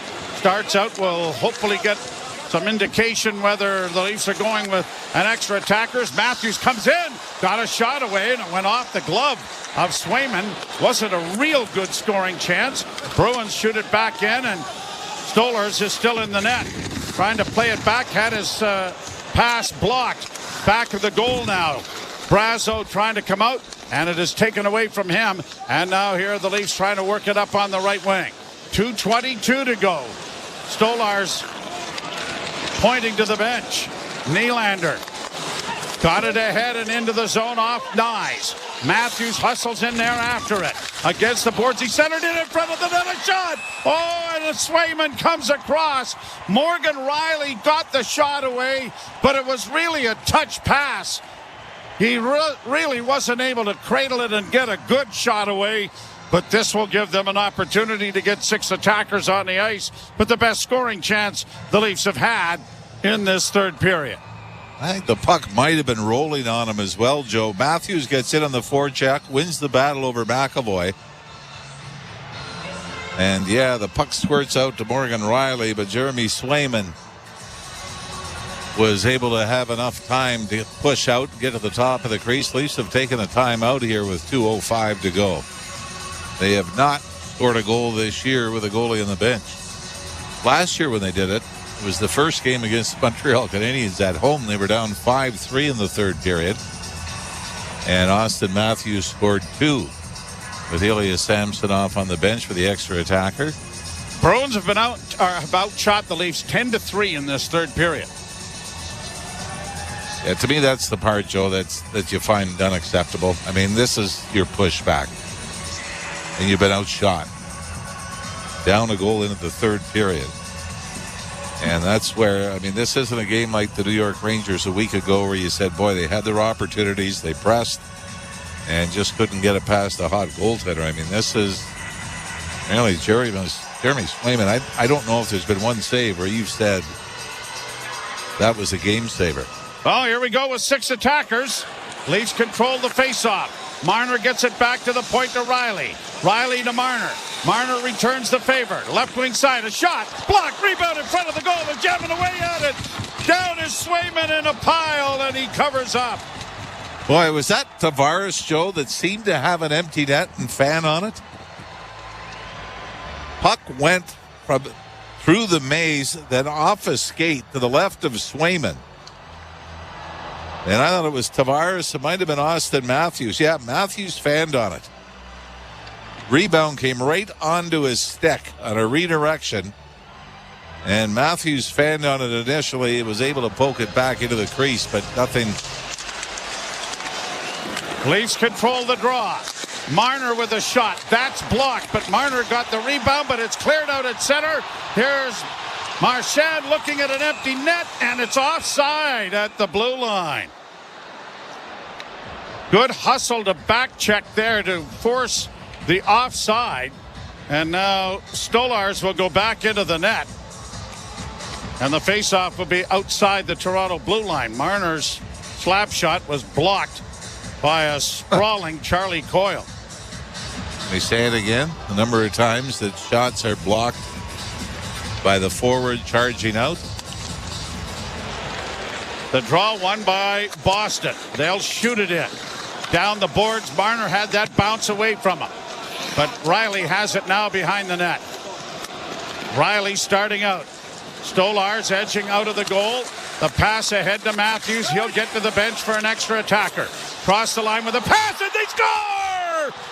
Matthews cutting across in front of the goal. And a wrist shot from the right point is redirected home to tie the game.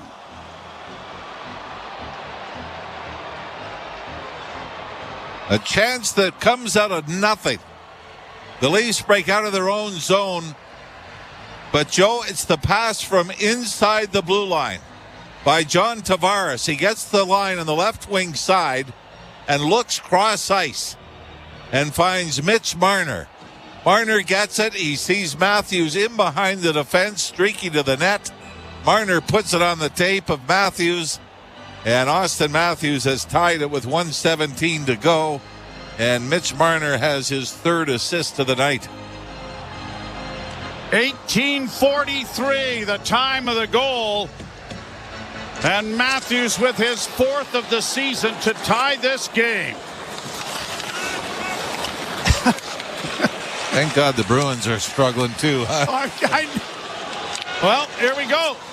Bruins into the attack. Got a shot away that deflects and goes up into the screen with minute 1 second remaining in the third period. I have no idea how Mitch Marner and Austin Matthews end up wide open on this.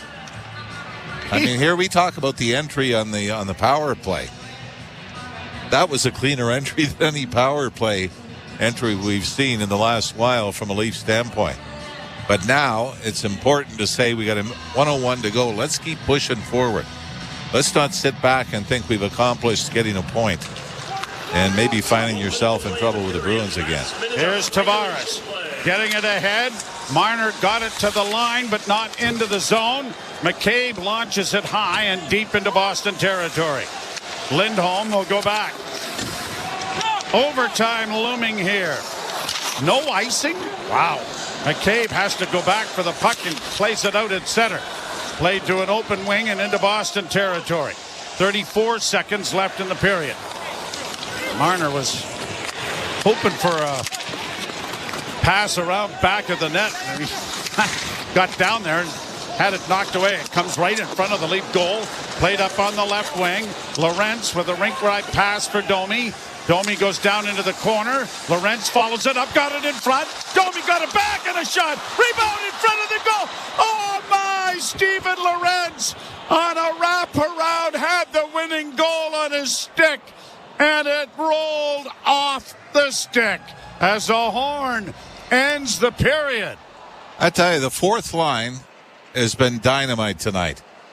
As far as getting pucks deep, cycling, maybe not the finish, but Domi ends out on the shift with Lorenz and Camp, the regular fourth liners.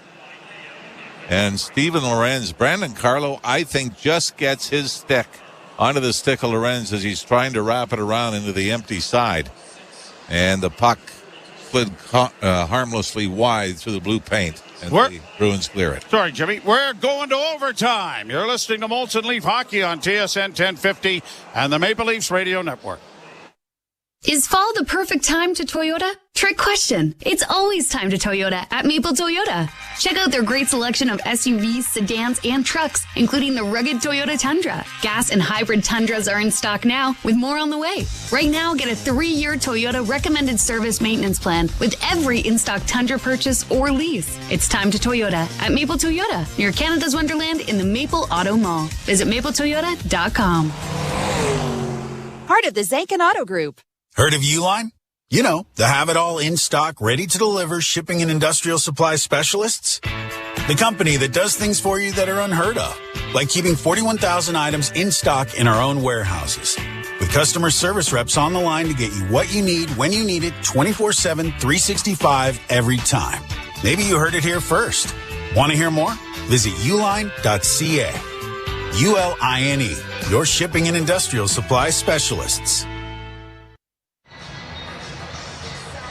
Austin Matthews on a wonderful play by Mitch Marner for his fourth goal of the season at 18:43 with 6 attackers on the ice, sends this game to overtime.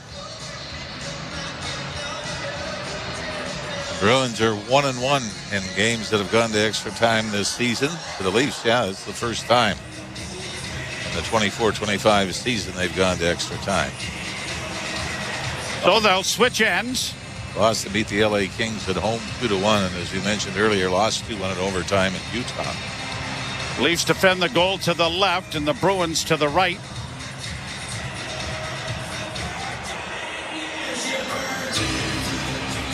And the puck is dropped and pushed into the Toronto end. Morgan Riley getting it back behind the goal. Stolarz played it up on the wing, and Matthews will play it back of the net for Marner. Marner starting out of his own zone. Nope. Curls back behind the net. Now sends it ahead for Matthews. Matthews along with Riley. Working to the line and in. Matthews to the right wing side. Holds up. Still with it. Looks for Marner. Gives it to him. Marner goes around back of the net.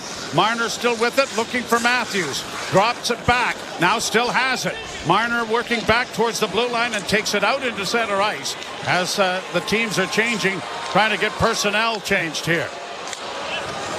Leafs getting it ahead. Nylander playing it back behind the goal for Ekman Larsson.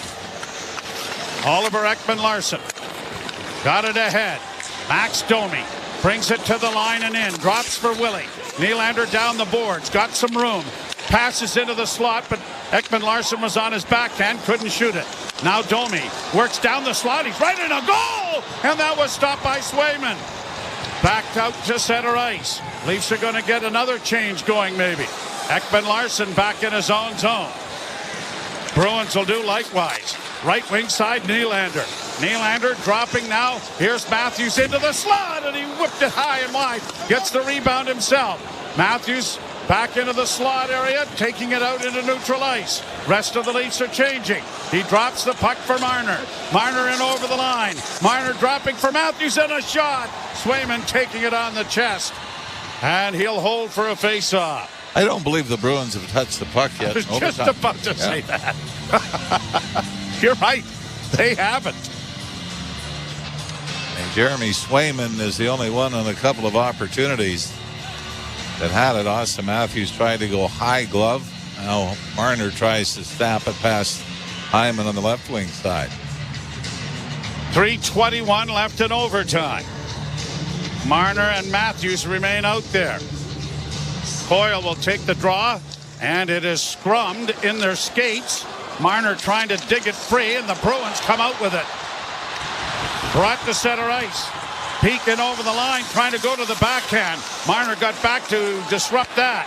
Kept alive. Quatras dropping it back. Here's Coyle. Coyle trying to sweep in front. Had it knocked away with a poke check there from Stolarz. The Bruins will bring it out into the center ice area now to grind, stretch things out, and also get a change. Marner couldn't lift the stick there of McAvoy. McAvoy back in his own zone. Got it up on the right wing. Stolen back on a bad pass that Marchand really badly handled that, but now they give the puck away. The Leafs do. Pass in. Down is Stolarz. The puck is still free, and they score. Pasternak, or is it Marchand, will get the goal, but the Leafs coughed the puck up on a horrific pass, and the Bruins win in overtime. How quickly it can change. Matthews with a tying goal to send it to overtime late. And then the giveaway in the third period. So it's 8 straight in the regular season for the Bruins, but we made the reference earlier in the game that it feels like Game 7 in October. And it certainly ended the same way. As Matthews got the puck, threw it up line to the left wing boards, and right onto a Bruins stick. As Mitch Marner had taken off, Morgan Riley was way up ice. And a little bit of pressure, and eventually the puck's thrown into the crease. And Brad Marchand has his first goal of the season. If I'm not mistaken, had the overtime winner for Boston and Toronto last year in early December. Anthony Stolarz makes an unbelievable save on Marchand, but the puck squirted off his pad, up into the air, and down below him. Yeah, I think it might have been Pasternak, Joe. Well, it is Marchand who seems to be celebrating, so it must have been his stick, because it was bang, bang, the two of them working on it, but to no avail. So the Leafs will gain a point, but they do not end their ways, and that is the disturbing part of all of this. But the little shop of horrors has reared its ugly head once more in Boston. The Leafs lose 4-3 in overtime. Anthony Stewart, Jim Taddy will try to make something out of this, and we'll find out as things go on as the post-game show comes your way. A reminder to join us on Monday night when the Leafs are in Winnipeg. You've been listening to Molson Leaf Hockey on TSN 1050 and the Maple Leafs Radio Network. Get the Sportsbook's perspective of the World Series on Sports Grid Radio. The Dodgers opened up as the favorites to win the series at -128. The Yankees opened at +108. Every run scored can move the line and impact the odds to win the series. And we're covering it all right now. A lot of different prop options. The one that I like is Ohtani to have 3 or more home runs. From strikeout props to home run props, run totals, and the odds to win the MVP. The place to get the winning edge over the Sportsbooks is Sports Grid Radio. Channel 159 in the car and on the SiriusXM app. The Power Play with Steve Koulias. You either put up or shut up. Marchand does, Doughty does, Stone does. And if you don't have enough of those players, get rid of them, because they'll make you lose. They'll frustrate the fan base. I want people that are with me, rowing in the same direction. And if you can't, get out of town. We'll find someone who can. The Power Play, weekdays 3 p.m. Eastern on NHL Network Radio, SiriusXM 91, and the SiriusXM app. Hockey 24/7 on Sirius XM NHL Network Radio. This is the NHL. These are pros. You don't want guys to put good power play units on, don't take penalties. You don't want good power play units to score goals when you've given up a whole bunch, kill them. You don't like it, do something about it. If you want to reward your guys who had a good game with the chance to get some more goals and points, do it. If I was a coach, I wouldn't care. Who cares? Worry about your own team. Don't worry about mine. Sirius XM NHL Network Radio. Sirius XM 91. And on your schedule with the Sirius XM app. NHL Morning Skate. Michael Bunting of the Pittsburgh Penguins. You've always had the great ability to play with great players. I think my style of play complements the top dogs, as you will, like kind of go to those harder areas in the corner in front of the net and kind of create space for them and get them the puck and, help them create offense off of that. So kind of found a little niche with that. NHL Morning Skate with Scott Laughlin and Gord Stellar. Weekdays 7 a.m. Eastern on NHL Network Radio. Sirius XM 91 and the Sirius XM app. The big names are on NHL Network Radio. The head coach of the Carolina Hurricanes, Rod Brindamore. Kochetkov making that jump last year. What do you see in the net? The kid wants it. That's the first thing. Is he going to be the guy that we're looking at this year to get after it and take a bigger role? Maybe. But we still got Freddie in here. I think he's got something to prove. So I think we're going to have a good battle in the net. Sirius XM NHL Network Radio. Sirius XM 91 and the Sirius XM app. From in the crease to in the locker room. Flyers defenseman Travis Sanheim. Is it a rebuild type thing? Is it definitely a playoff team in your mind? I think last season, I don't know if anyone in our room was saying rebuild. We thought that we could surprise some teams, and I think we did that. A lot of guys that are coming back, and then obviously adding Meat Scott's going to be huge. So, we're looking forward to getting started and seeing if we can build off of last season. Sirius XM NHL Network Radio. Sirius XM 91 and on your schedule with the Sirius XM app. The best hockey lives here. Burns gets it back. Stick handles to the backhand. Moves in front. Score! NHL play-by-play on Sirius XM.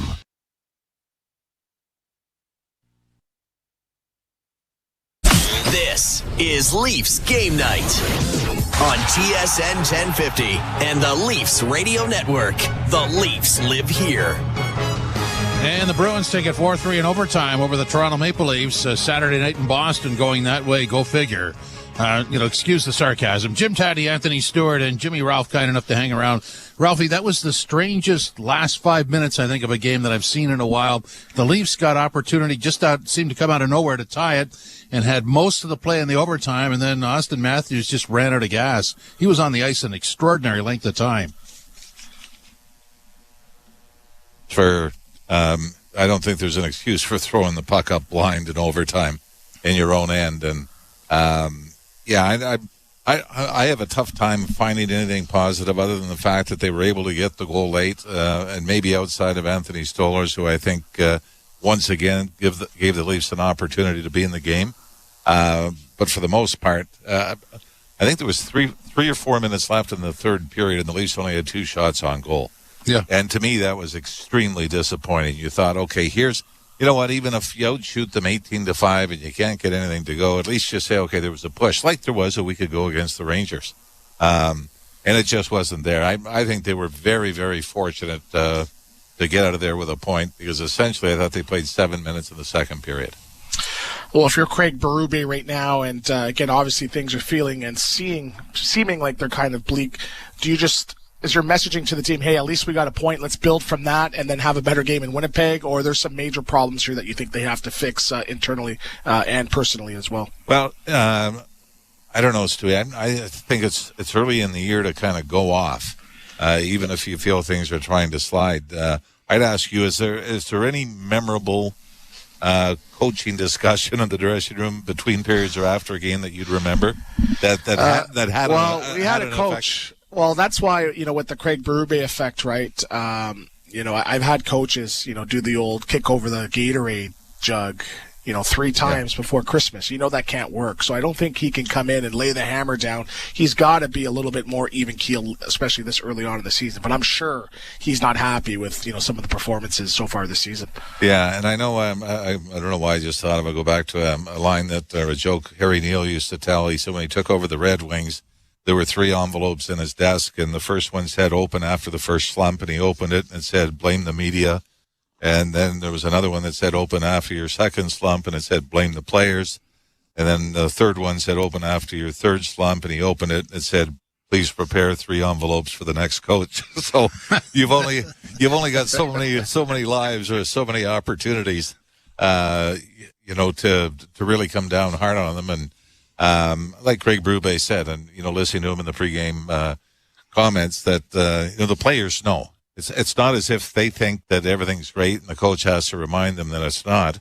Whether it's social media or mainstream media, players certainly know what the reaction is around. So it certainly isn't deliberate. But the first 6 games, we saw so many positive signs of the Leafs being much better at dumping the puck in and going in to win the one-on-one battles. And to me, that again is a huge concern, is how many times they would have outnumbered battles, even on the power play, 3 against 2, and still not be able to come up with the puck. And I think from Craig Berube's standpoint, that's probably the most irritating and most frustrating thing, is the inability to win those battles. Well, and you have the template of the game from Monday night against Tampa, where they did everything the way it's supposed to be done and just drifted right away from that the next night and still looking for it again. It's hard to figure that when you look at it that way. And, I guess tonight he shortened the bench and that didn't work either. So I don't know where you go with this, but it's early. Let's just leave it at that. I think you got to go back to Anthony Stolarz in Winnipeg, though.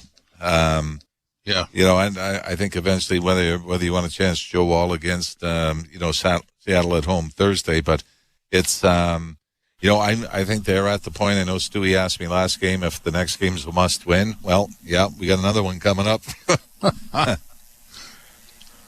PP 0 for 3. Oh, God. Thoughts? Oh, God. Are we going to be, is this going into November? Are we going to be sitting here, in the middle of November saying, hey, what's going on here? Or how do you fix it? I know it was simplistic, but how is that messaging? If Berube's saying that, hey, we got to simplify things, how does that message get across, and how come it's not gotten across so far to this group?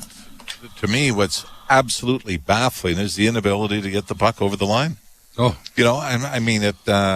It seems like you got your big boys on the ice. They try to pass it through about 8 sticks coming over the blue line. They turn it over, it's ice, and you try it all over again. And, then Joe and I were commenting, you watch Boston, every time they brought the puck in on the power play, it was uncontested. And, when you start chalking it up again, here's another 1-goal loss, and you're -1 on special teams. It's costing you games. And there's always these moments to either get back into a game or put it away. And they haven't been able to do it. And it's not one of those cases where you're saying, boy, the chances are there. They're just not going in. There's nothing. There's, and then you see David Pastrnak, where he scores a ton of goals in the power play in the left wing circle. And you're saying, why don't the Leafs seem to generate any of those? We've seen Stamkos, Ovechkin, even Kucherov with Tampa, guys to be able to set up, and they get the puck to them. But, to me, what just seems that you've got 5 guys standing around, stagnant, and it's not hard to cover. And I think we touched on it last game, where you look at Edmonton's power play. McDavid's always moving, somebody's always moving, and then going behind the net, out the other side. That everybody's got to have their head on a swivel. And I think for the Leafs, everybody's so stationary. The 4 guys defending say, okay, we know where everybody is. Get our sticks in the lanes, take away the cross crease pass, and we're good. And that seems to be good enough to fluster the Leaf power play. And yet the goal that ties the game is almost a power play goal, because the goalie's out and they just moved right down the ice and finally got some open space and it was in. So, but you're right. The play in the neutral zone, it stagnates. It's like they're looking at each other, trying to figure out who's going to take the lead. And of course, the harder you try, and the more you think about it, the harder it gets. So that's like anything else in life. So, it's obviously not a skill thing. You've got some of the highest skilled players in the league, but for whatever reason, this is something that goes back to sometime in February last year, where the magic wore off and they haven't been able to get it back. One positive, Matthew Nye scored his 3rd goal in the last 4th game. He's got 2 shots on goals along with 3 hits. How has his play been so far? And can he set an example for some of the Leafs forwards going forward? Yeah, I really think you like the step that Nyes has taken. He had 15 goals last year, and now you're starting to see him being trusted with some penalty kill time as well, second unit power play. So he just seems to improve every time he's given an opportunity to do so. So, you go back to the overtime goal in Game 5 against Boston last year. He seems like he's carried sort of that momentum of a solid playoff into the regular season. And you just kind of hope that, he, Matthews, and Marner can click at a higher rate and start to generate the offense we're looking at. I know Marner did have 3 assists on the night. Matthews had a couple of points. Nye scored. But I don't know if I could say they've seemed as dominant as you'd like them to be at this point. Ralphie, thanks very much. Appreciate it. All right. Thanks, boys. All right, 4-3. Boston wins in overtime over the Toronto Maple Leafs. This is Leafs Game Night on TSN 1050, the iHeart Radio app, and the Leafs Radio Network. When you join Fit for Less, things start to change. The living room couch gets lonely. Your TV wonders where you went. Salad suddenly seems like a great idea. And mirrors check you out. Getting started is easy. Start small, start somewhere. Join for $7.99 every 2 weeks at fitforless.ca and experience fitness simplified. Some conditions apply. Fit for Less. Everybody happy. Do you have an invention idea but don't know what to do next? Call InventHelp now for free information on how to get started today. InventHelp provides invention services that help everyday inventors get started with their idea. We have representatives nationwide who will explain the InventHelp process step by step. Over 10,000 patents have been secured through InventHelp's patent referral services. Our services include professional materials needed to showcase your invention and 3D animation and prototype modeling that help you demonstrate your idea. Get down to the details of your idea with a technical drawing. The InventHelp Databank includes thousands of companies who have agreed to review new ideas. We've been helping inventors since 1984. Let's help you next. Take advantage of the opportunity to get started today. Call 1-800-353-6081. That's 1-800-353-6081. Again, 1-800-353-6081. Leafs Game Night. Jim Taddy, Anthony Stewart with you. 4-3. The Bruins win in overtime on a Marchand goal, his first of the season, and just a brutal giveaway. This was Morgan Rielly's 800th game in the NHL, all with the Leafs, of course, and he got his second goal of the season to give the Leafs a 2-1 lead at 7:44 the second period. Here he is post-game. Yeah, I thought it was a good game. Obviously, there's always going to be little mistakes you'd like to clean up. I think the power play still was looking to improve. PP 0 for 3. But ultimately, I thought, it was back and forth. Are we going to be, is this going into November? Are we going to be sitting here, in the middle of November saying, hey, what's going on here? How do you fix it? I know it's simplistic, but how is that message going to be? We got to simplify it. After one. How does that message get across? How come it's not gotten across? So I think we're in a decent spot there. Okay, we have some technical difficulties. We apologize for that. Stu, I want to go back to the overtime. It just seemed to me that Austin Matthews just didn't have any legs left. I mean, he just stayed out there or was left out there for an inordinate number of minutes. I thought when he had the puck, how is he still out there? And then the giveaway and it's in the net. Well, it's interesting to see how much he played in the last probably 6-7 minutes of the period, and he had a pretty long first shift to start the overtime period, and then he actually came off for a brief and then jumped back on. So for me, I'm thinking, is that a little bit of a mismanagement of your asset and just a player that might be tired? And I've said that's been a precursor the last couple of games since Columbus. The guys, they just look tired. They look like they don't have that energy. And sometimes when you're fatigued, and everyone says, well, how can a world-class player make a play like that? When you're fatigued, sometimes you just want to get rid of the puck. So it was an ill-advised pass, especially with Pasternak and Marchand on the ice. So I think for him, he knows he has to be better, but it's tough to look ahead after a game like this, but it either is going to turn around in Winnipeg or get worse, because Winnipeg is probably one of the hottest teams in the league right now, 8-0-0. Their league's first power play. They're up there in penalty kill as well too. Second in goals for per game. So they have to figure things out quick, because this slide can turn into something really, really worse. So, I can hear the disappointment in Ralphie and Joe there. But But from a player's perspective, like, you can't feel sorry for yourself. You can't a skating practice or a battle where you're killing each other out there, that's not going to fix it. It has to come from within, and the players got to do this. So right now, this is on the leadership. This is on the Matthews and the Marner, who had 3 assists tonight, the Morgan Rileys. The star players got to drag them out of this, and I want to see how they respond. And we've been asking for a response now for 2-3 games, but internally, I want to see what they're made of and how they get out of this. Well, and that's the battle with adversity. I think you agree with me that any time you're going to play like that, you always need more. The solution is always play harder, give me more, because you can't give less. This is a tough loss because it's in Boston, because it's in overtime, and because it's the contrast of how these two teams operate. The Bruins were driven by their bottom 6 forwards. They were relentless. Look at some of their goals. I mean, it's not a first chance goal in a lot of cases. It's a second and third chance. And the Leafs have done this so many times under different coaches, just going heavy on the star players in terms of ice time, because, let's be honest, the other guys aren't doing it, so that's your option. And that contrast, it just, every time these two teams play, that contrast is there, whether it's in the playoffs or the regular season, and it's starting to wear a little thin, I got to say.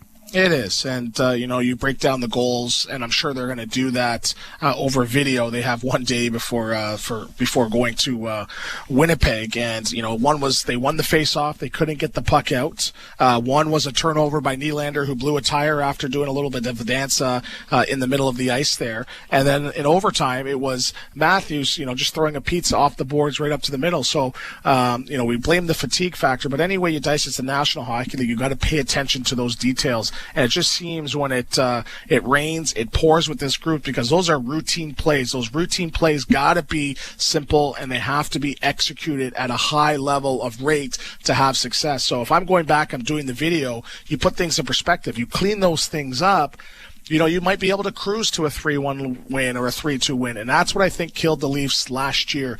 They had too many games where they had to battle and scratch and claw, pulling the goaltender with 3 minutes left, and then finally getting into overtime. Just that adversity, but just that emotional drain of doing that so many times, one of the most teams in the league, it's too tough. It's too tough to be successful. You need some easy wins. You need some games where you're getting everybody involved, everybody above 10, 11 minutes. And if you're just riding your horses too much, they're going to run out of gas, as you saw tonight. Yeah, absolutely. It's strange that, you could easily, again, if you want to re-edit the game video, just put a power play goal in there, and it makes quite a difference. So how is it that you come out after the second period, you need a goal, you have the fresh ice, you got the power play, you do nothing? I mean, that stuff in the neutral zone, that setup, it's like, I don't know it's like a timeout. There's just no movement there. Oh, man. I'm trying to be able to go to a dinner downtown Toronto here and not be too critical of this group, but I completely understand it. And for me, I think it starts with the entries, and there's too much talent. I'm telling you, I'm going to be playing in the Eric Lindros event next week, and I'm probably about 40 pounds overweight, but I have enough speed to come around that net and get entry on pretty simple plays. So this team is too talented to be doing the kickbacks and these fancy plays. You saw what happened on the goal that they ended up scoring. Matthews came with a full head of steam, kicked it out to Tavares, who one-touched across to Martin. You can do that every single time on that power play. So you have to have 2-3 options. It just seems like they're freestyling out there. It's just, let me just try this or try that. You got to have a little bit more structure. But for me, it's speed. And this is a team I believe has a lot of speed, one of the top teams in the league with some of their high-end guys. They have to find a way to get in and set up. That is the first things first. And if you can't do that, okay, well, maybe you got to put some horses on the line and chip it in and chase and get some recoveries as well, too. So we're talking about, it's struggling. It's not one thing. It's a combination and concoction of 3, 4, 5 things, and it starts with the entries. And for me, I'm like, for practice tomorrow, I'm working on that for, 15, 20, 25 minutes, because that is something that is it's a small detail that makes a big difference and can help them get out of the slump that they're currently in.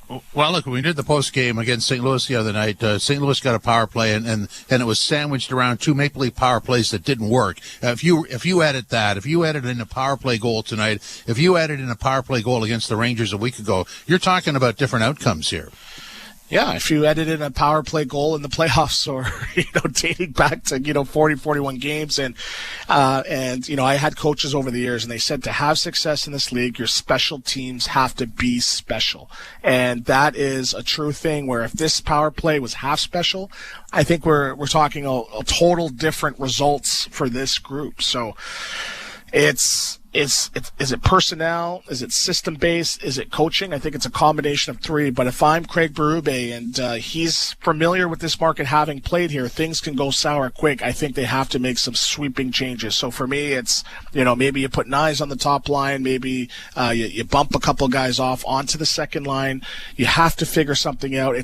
You're not going to shoot your way out of this or fire the puck your way out of this. I think it's from a basic strategy standpoint. They have to now get their whole strategy. They have to, knock over all the chess pieces and start from scratch and get back to the basics.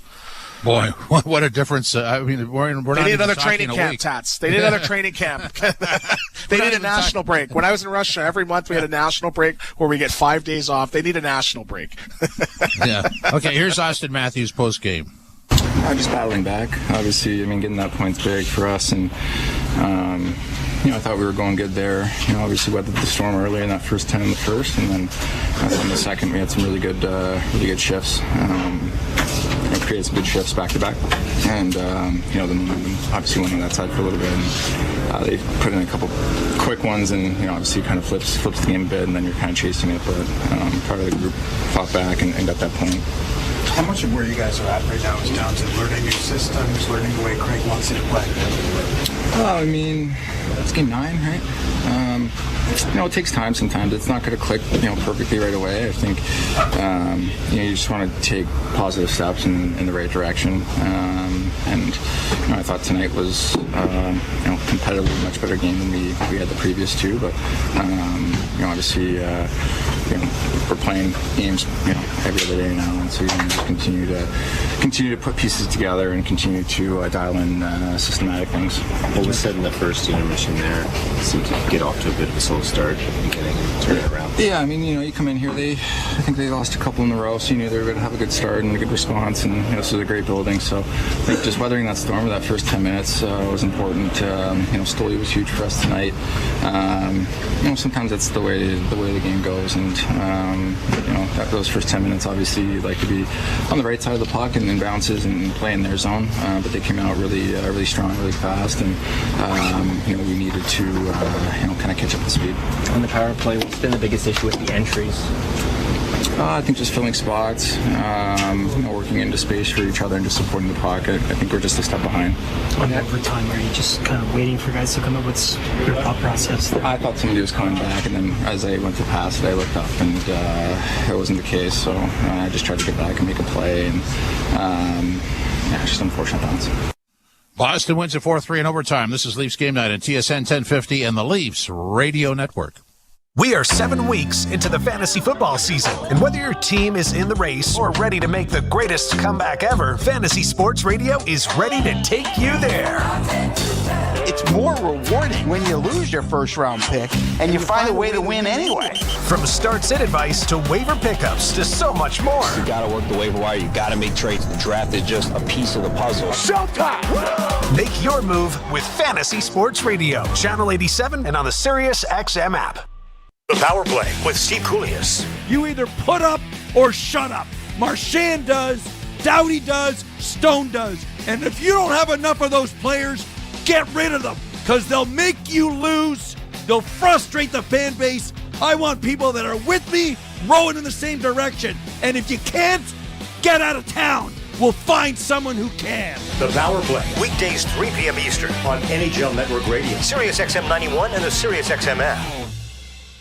The National Women's Soccer League Championship game is coming to SiriusXM. Hey, it's World Cup winner Heather O'Reilly of SiriusXM FC. Join Jessica Charman and me for the first national radio broadcast of the NWSL Final. That's right, Heather. We'll be taking you through every thrilling moment live from Kansas City. Join us as we make history at the 2024 NWSL Final on Saturday, November 23rd at 8 Eastern. And it's on SiriusXM FC Channel 157 and streaming on the SiriusXM app.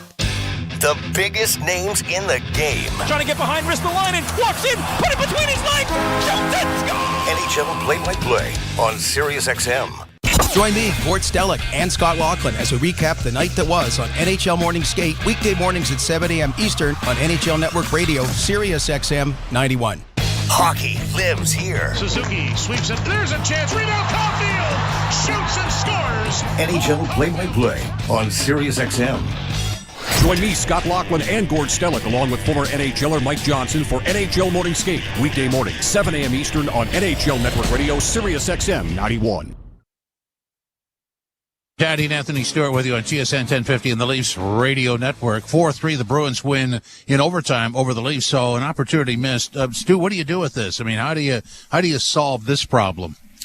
Well, I think we all have to collectively take an Austin Matthews deep breath. It doesn't seem to be bothering him. I think as he's focused on the, a bit on the process, right? And again, he was right in some of the things he was saying. As yes, they did get a little bit more sustained pressure. They did get a couple better looks, but we're in a results-based business, right? And any way you dice it and you try to dissect the numbers, the power play's got to find a way to start getting them into games and taking over the game. So, I don't know how you fix that. For me, I think it's personnel. I think you need a big shakeup. You need to, fix the whole entire system. As I mentioned in the last segment, just, get rid of the chess pieces and start over. But I think it's just, they have to start buying in. They have to start buying in. And yes, they had a couple more hits, but that bottom six really outplayed Toronto's bottom six. And those guys were the storylines for the first 2-3 games, and they've disappeared since. And there's been some injuries. There's been some shuffling, but to a man, I think they got to step up, and I think there's a lot of deferring, and that's literally and figuratively. There's a lot of deferring and a lot of uneasiness just sort of in their game, and they have to build it. You can't just make hope plays. It's not a one-man team. You need collectively as a group to step up. But there was some positives for me, especially on the back end. I liked Riley's game tonight. I noticed Tanev. You saw him going off script near the end of the game, trying to make something happen, dishing, going to the net, driving the net, trying to make things happen, and he's showing that it's not a skill game, it's a will game. So we need a little bit more guys like that going off script, but really buying into what needs to be done, and that's just to a man consistently playing a heavier, better game. Coach's comments are brought to you by Honda. Score a $1,500 Honda bonus on a CRV LX. Conditions apply. Visit HondaOntario.com. Here's Coach Craig Berube after the game. Yeah, it was a tight game. We battled back and got the tying goal. So it's a good, hard-fought point. There's things we can do better, and a couple mistakes in the second period. We just got to clean those up. Unique test first performance. Oh, he was great. Yeah, he was. They came hard in the first, and I thought though we didn't break. We hung in there and weathered the storm, and he made some good saves too. They're obviously learning how to play under you and what you want. How close do you think this team is to playing the way they do? Close. Again, I thought we got back to checking a lot better tonight and playing. We're hard around our net, hard in the battles, and offensively, we can do more. Like we have a lot of offensive zone time in these games, and we got to get better at creating a little bit more at that time. What'd you make of the new look deep pairs? Yeah, they were fine for me tonight. I think it's always tough for a left-handed shot to go on the right side, but I didn't think they were bad. I thought that they were pretty solid. So that's Coach Craig Berube and Stewart, an idea of how he marches forward. He talked about the point. There were points in the game he didn't like, but they got the point. So that's how you, I guess, keep it positive and move forward. Yes, I'm sure I can hear the steam going through the airways. And, today during my U12 practice, I fell on a kid's stick and it didn't break, but I don't think it's very usable. So I think he's not going to throw his team under the bus, and I think he's got a lot of respect from his peers and his players because he's not going to do that. But I'm sure he's going to have a tough practice tomorrow and with some things to say behind the scenes. And again, you have to find a way. It's a new group for him. There's a lot of superstars, a lot of paychecks, and big big paychecks sitting back there. He has to find a way to get the messages. But he's not afraid to be accountable. He said that in post games a few games ago, where he said himself he has to be better. So I think to a man, including the staff, players, everybody, they got to be better. But I'm telling you, if we look back at the season and this is the worst thing that happens this year, well, they're going to be in good shape. But again, we've seen in this market 3 can turn into 4, 5, 6, 7, and then that's a whole different conversation where I don't think I'm going to be coming south of Victoria Park because I don't want to hear it. Hence the phrase, yes, guy. Yes, Stu, thanks very much. Appreciate it. Always great working with the Tap Man. I can't argue with that. I cannot. The out-of-town scoreboard is next. Leafs Game Night on TSN 1050 and the Leafs Radio Network. You've been listening to NHL Play-by-Play on SiriusXM. Head over to SiriusXM NHL Network Radio, SiriusXM 91, for the best hockey talk. You know, find the person that's been kidnapped, disable the bomb, stop the terrorists, get to the stage on time so you can get up and do your stand-up comedy when the audience is waiting. The ticking clock makes people realize we don't have time to screw around. We got to fix this and do it right now. So that was, in many ways, as miserable it was for, and particularly with my team, because I had a great team, you know, but they did the heavy lifting because in essence, we had to do everything on handshakes. You're not going to get everything documented, but you're talking about the most honorable parties on earth, the mayor, Fox, Liberty Media. When they shake your hand, it's gold. And so we got it all done and here we are. What was it like this is 1997, so no e-transfers. What was it like to tell the Rangers, to quote a song, to take this and shove it? Who made the call and said, by the way, here's the check for Joe Sakic, bye-bye, NYC? Well, Pierre went to Joe's house and delivered the money. I got up with Liberty and Fox and the mayor at City Hall, and we announced the arena deal, Fox and Liberty. And we were coordinated. It was choreographed. And then I was a speechwriter when I was a kid. And I had the blessing to do some work for the governor of New York when he was vice president, Nelson Rockefeller. And he had that famous picture where he was being heckled and he offered his opinion of that. And that picture of him flipping the bird was, I figured, a nice gift to send Dave Checketts, who was a good friend of mine, by the way. I love it. I never knew that. I love it. On the court and off, your home for the NBA is SiriusXM. Follow all the drama as your favorite team vies for it all. SiriusXM NBA Radio. SiriusXM 86. I'm Frank Trachtenberg with your SiriusXM NHL schedule for Saturday, October the 26th. All times are Eastern, and please remember, all games, times, and channels are subject to change. Check SiriusXM.com for the latest updates.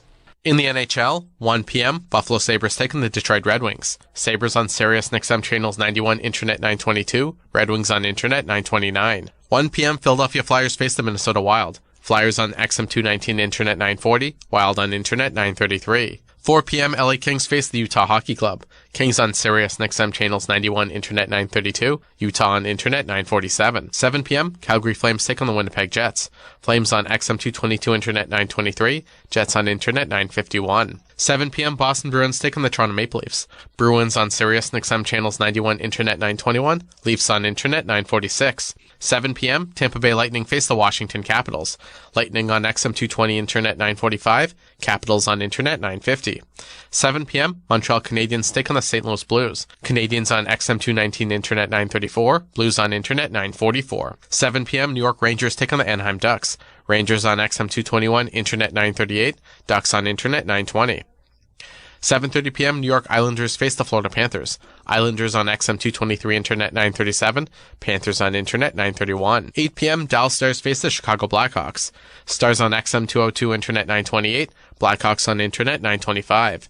8 p.m., Nashville Predators take on the Columbus Blue Jackets. Predators on XM 201 Internet 935, Blue Jackets on Internet 927. 10 p.m., Vancouver Canucks take on the Pittsburgh Penguins. Canucks on Sirius XM channels 91 Internet 948, Penguins on Internet 941. 10 p.m., Seattle Kraken take on the Carolina Hurricanes. Kraken on XM 220 Internet 943, Hurricanes on Internet 924. 10 p.m., Vegas Golden Knights take on the San Jose Sharks. Knights on XM 219 Internet 929, Sharks on Internet 942.